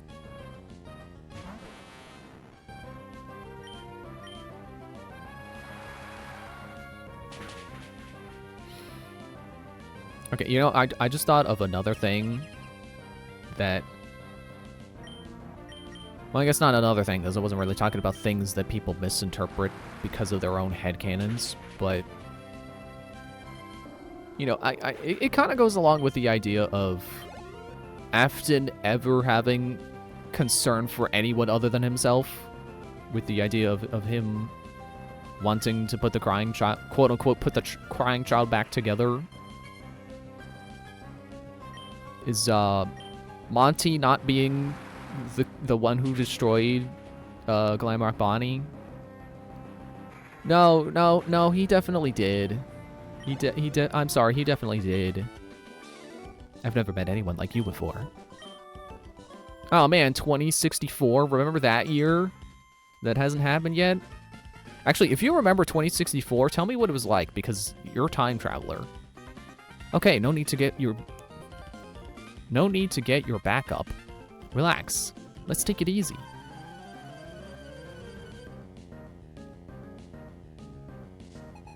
Yeah, I know there are some people who like to think, like, oh, maybe it was an accident, and Monty tried to cover it up because he was scared of getting framed. No, he definitely did it. Because, you know, not only can you find Glamrock Bonnie's body, a little bit of a tongue twister, you can find that in Ruin. Ruin is full of hints of Monty killing Bonnie, basically. Ow. Like, never mind the fact that the thing that you do to destroy Monty for good involves a Bonnie, like, neon sign electrocuting him.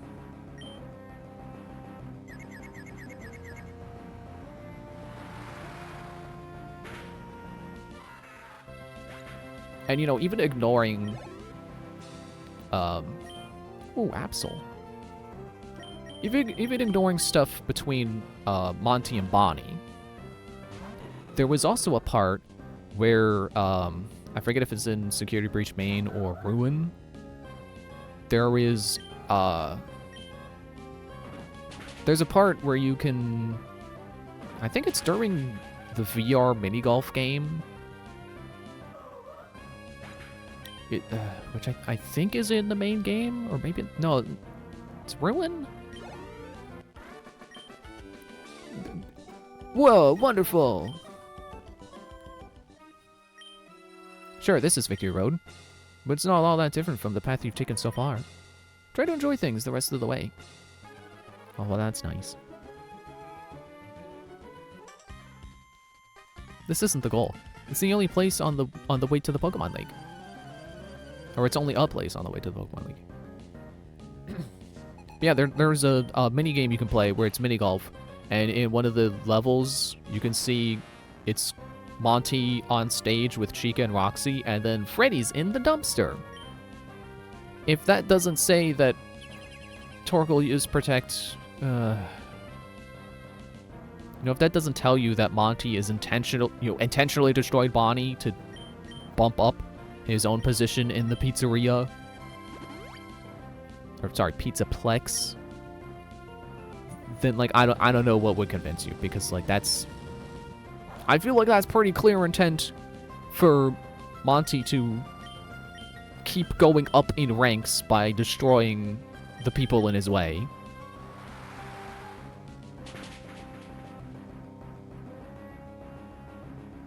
You know, even if you don't want to believe that, you know, Monty himself set up that scene, it's still clearly the game itself saying, this is the case. This is what's happening.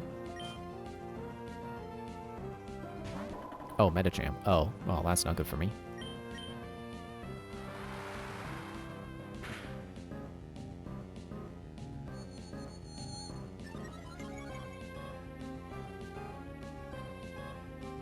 Special attack going up, also not good for me. Oh, I forgot he's got barrier. Sure, let's do a barrier.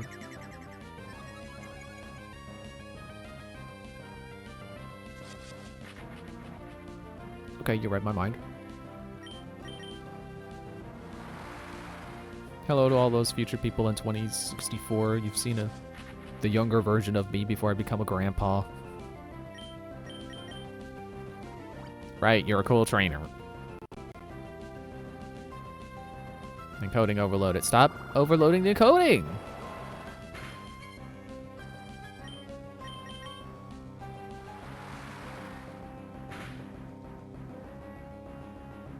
High jump kick. Oh, I resist. Right, because poison resists fighting. I thought it was the other way around.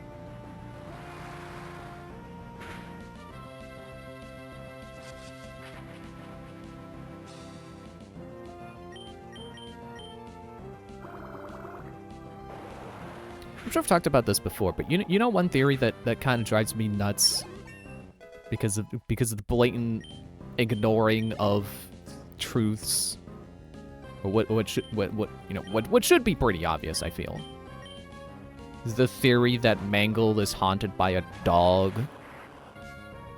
It's like, really? Like, does Mangle need a reason to be haunted? Mangle could just be angry, because, you know, it's the Mangle. I'd be pretty mad too if I got mangled. But also, like, they say, like, oh, well, the girl who became Chica had a dog. And then the dog became Mangle. But that girl became Withered Chica. She didn't become Toy Chica. Mangle wasn't there when she became Chica. But also, if you're gonna have the girl's companion haunted animatronic, why not make it the cupcake? The cupcake is right there! That's the part that really makes me mad. Like, okay, sure, you want Mangle to be haunted, whatever. I don't believe in the toy animatronics being haunted, but you can believe that if you want to. But the cupcake is right there! If the girl's companion is gonna be a companion to her as Chica, who is Chica's companion? The cupcake! That's the way. On 2016 again. Are you hinting at something? Is Pokemon gonna do something big in 2016? Wait, hang on, let me look at my calendar. Did they do something good in 2016? I don't remember what that was like. What happened that year. I just know it was the year before the Switch came out. You'll do fine for sure. Your Pokemon are all eager to go. I would be mad if I was like that. Yeah, exactly. Mangle doesn't need a reason. Mangle is fully justified biting off someone's frontal lobe. And that's why I kind of believe Mangle did the bite of 87, but, you know, doesn't matter. See, that's another one, another theory where, like, okay, but why? What does it matter? People really want to know who did the bite of 87, but why? What does it matter? Especially this far in. What would it change if we knew who did the bite? I think that was one thing I said why the FNAF 4 bite is 83. Cause like, why does it matter? I don't think the bite of 87 was ever intended to be a big mystery. I think it was supposed to be just a throwaway line to remind you that, oh yeah, they're very nonchalant about the danger around here. That they have something like the bite of 83 happen, and he's just like, yeah, you know, there was the bite of 83, it's no big deal. Or 87. No big deal. You know, some guy's frontal lobe got bit off. It's fine. Did you know you could live without your frontal lobe? You know?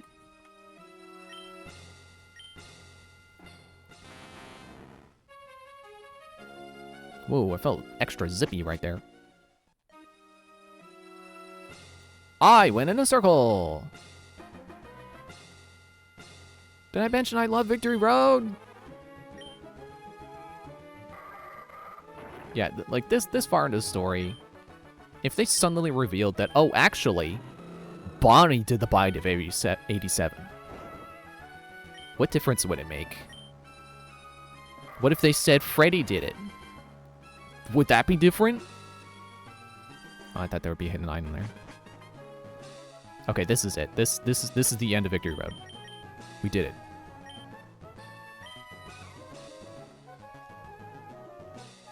Not the best Victory Road. Yeah, definitely not a fan. It's my third time doing it. I can say, yeah, I don't like it. My favorite is still Gold and Silver, where Victory Road barely exists inside of a cave. It's mostly just a path through grass and, you know, outdoors, and there's a checkpoint there's a healing point halfway. I have no shame in saying my favorite Victory Road is the easiest one. Or at least favorite so far is the easiest so far. But that's exactly why it's my favorite. Let's hope Wally or Brandon or whoever, Scott, and that's not just me trying to make a callback to how much I've been talking about Five Nights at Freddy's while going through here. I do mean the character that is in this game named Scott. Who, again, I've said before, why is he here? What does he change? Did he do the bite of 87? Why did they add him in Emerald?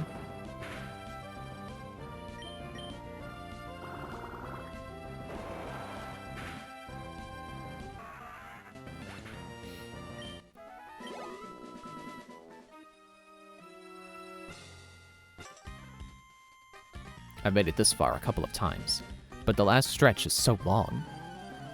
You're almost there, buddy. Don't give up. I'm gonna beat you, but don't give up. Cacturn. Oh, he does a little jig.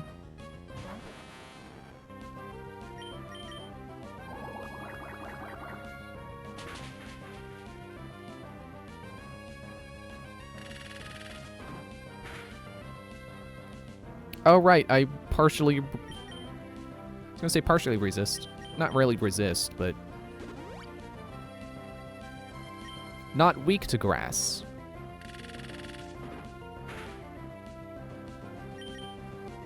So yeah, if you don't get another critical hit, I can just take you down with acid.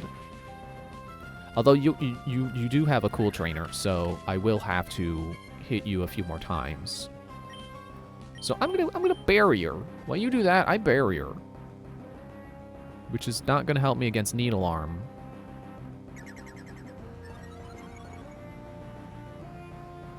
I think I am looking forward to the physical special split. I'm awaiting it. Oh, good, your defense fell. Ingrain, okay.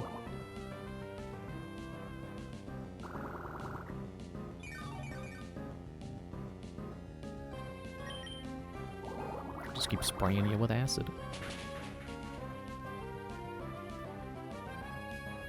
That was one stage of lower defenses. Dang.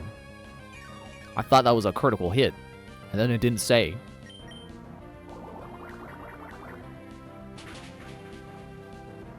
Oh, sure, that one was critical, but it didn't matter. Pelipper.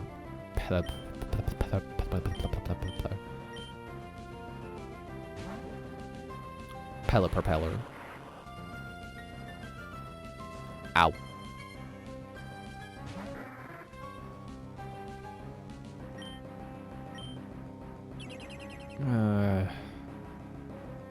But why, though?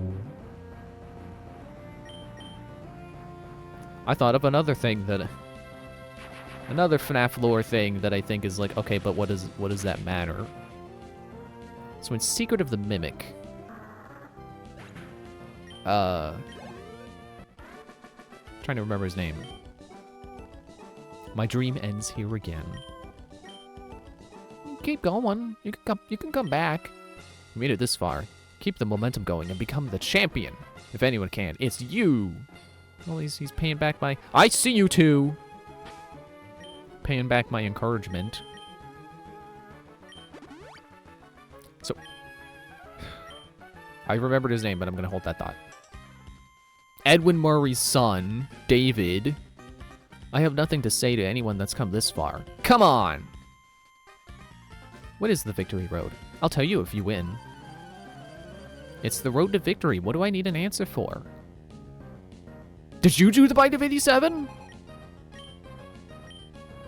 The Secret of the Mimic. Edwin Murray's son, David. Edwin was the name I couldn't remember, by the way. He dies from getting hit by a car. And people theorize that William Afton did it. And, like, I understand the sentiment. Like, yeah, he would do that. There's definitely hints in the game that he would stoop that low. Because he does stoop pretty low in other places of the game's story. Trying to, you know, manipulate the business into failing so that he can buy it up. And become the owner of all the intellectual property that they own. Which, as the theory goes, supposedly, that's how he obtained, or that's how Fazbear Entertainment got, you know, Chica and Roxy and Monty, pretty much anyone that isn't Freddy or Bonnie. I don't think I can light screen. I was gonna light screen to be goofy, but nah. But yeah, like, does it really need to be Afton driving the car? Like, I think it could just be Like, I think it kind of undermines the tragedy of what happened. You know, I feel like it being just a tragic accident is better than it being Afton, yet again, running someone over with his car. I feel like that's a little much. Okay, you know what? Schifozoa, I am saving you.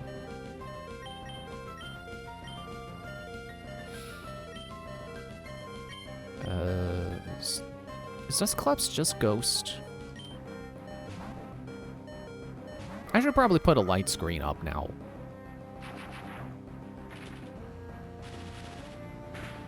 Okay, you're not part ground, which is what I was worried about. May out here as a FNAF fan asking about who did the Bite of 87.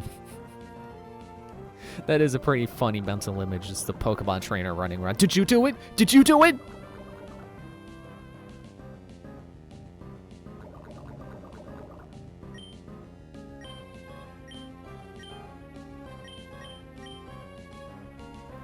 But yeah, I feel like it is, like, really incidental, changing... Well, I say incidental, and I'm like, but it undermines the tragedy.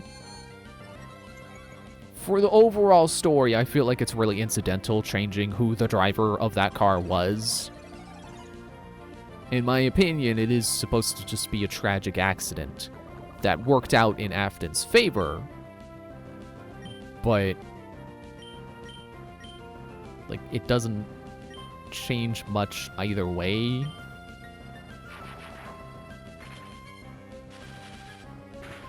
Because, you know, you gotta remember, that's the thing about a theory. You know, if you're claiming to have put the pieces together, to have discovered something hidden in the story, it has to actually matter. You know, it has to actually affect the story in some way, other than just being like, oh, that guy didn't die because Freddy bit him.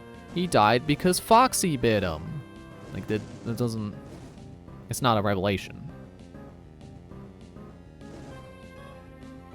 Whereas, you know, there's a pretty big difference between whether Vanessa had a virus in her head that was manipulating her, or whether it was Gregory manipulating her. Like, there's a pretty big difference between those two things.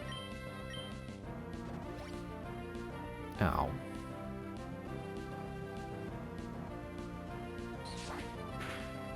At least I got Dustclops out here. Are they both cool trainers? Forgot that the one of them is. Okay, I should probably put out that fire. Said the guy who saw Fazbear Frights on fire after Michael set it on fire. There's a full resource.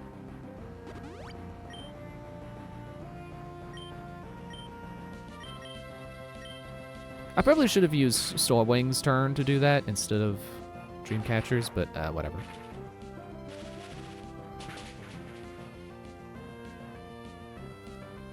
Come on!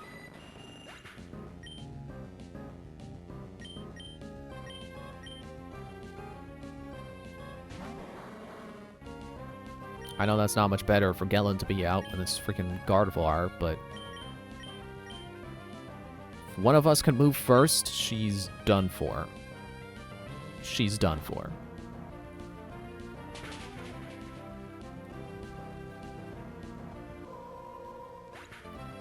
As they say in More Ardain, you're done! Let's get this go. So got a level, yeah. Great.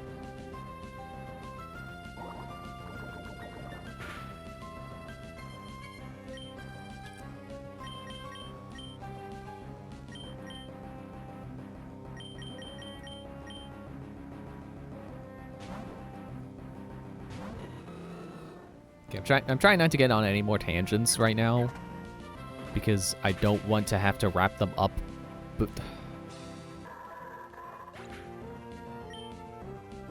I don't want to have to make sure they're wrapped up before ending. But at this point, I'm also not sure how much more there is.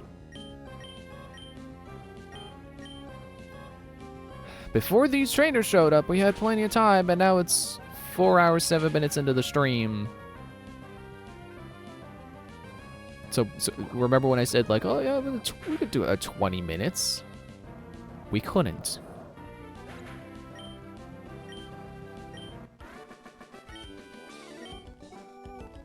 This is a disgrace. Okay, well done. I wonder if they put this double battle here as kind of like a replacement for Wally. Getting through here safely. That's the final test for any trainer aiming to become the Pokemon champion. That's why it's called the Victory Road. Huh. Go right ahead. Go right on ahead. See if I care. Sounds like you do.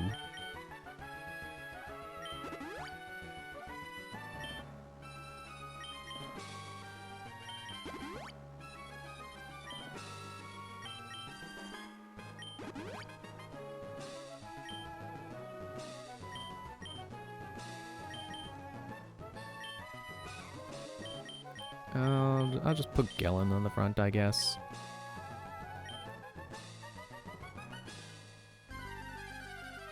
Ah.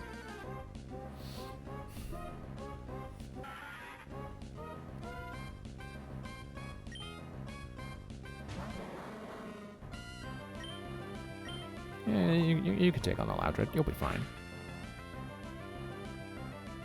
Almost one-shotted him. That's good.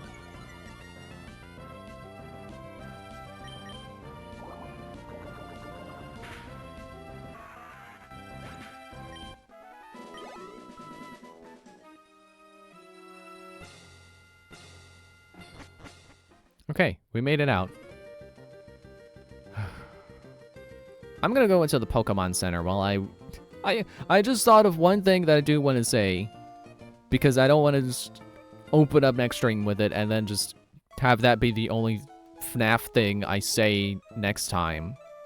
I forgot that these dudes are there. I don't know why this place feels weird.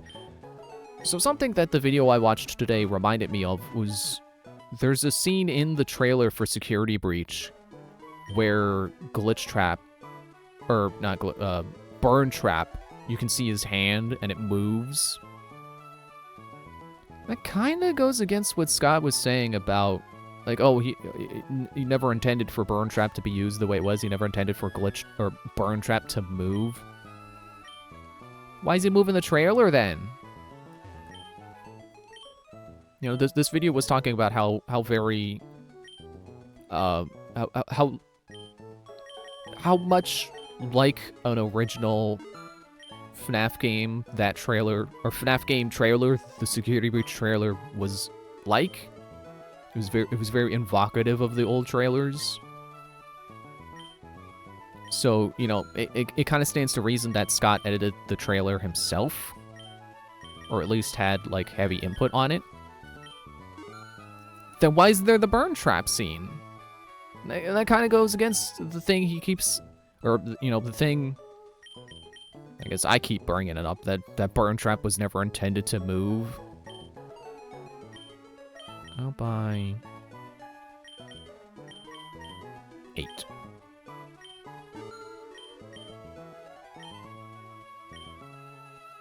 Don't really need max potions. Hyper is cheaper.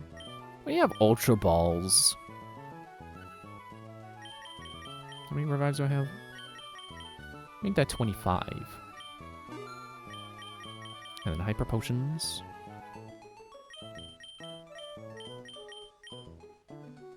Yeah. Do you think that'll be enough? 50 potions? 50 Hyper Potions? I don't know. It might not be enough. Oh, man. I would love to have at least one attempt right now, but it's late. I'm over time. We gotta save it for next time. Considering the massive amount of struggle I had in Sapphire, I don't think we're getting through this on one try. And I feel the compulsive need to save again, even though I just saved! But yeah, we'll save attempting for next time, which we will. I would be delighted if we went on one try. But, again, how Sapphire went, it's probably not happening. So I think we will need at the very least, a few hours next time. But I definitely hope we beat it on one stream and don't have to do 2 entire streams of grinding like in Sapphire. So, thanks for watching. See you Friday where we hopefully beat the Elite Four. Bye.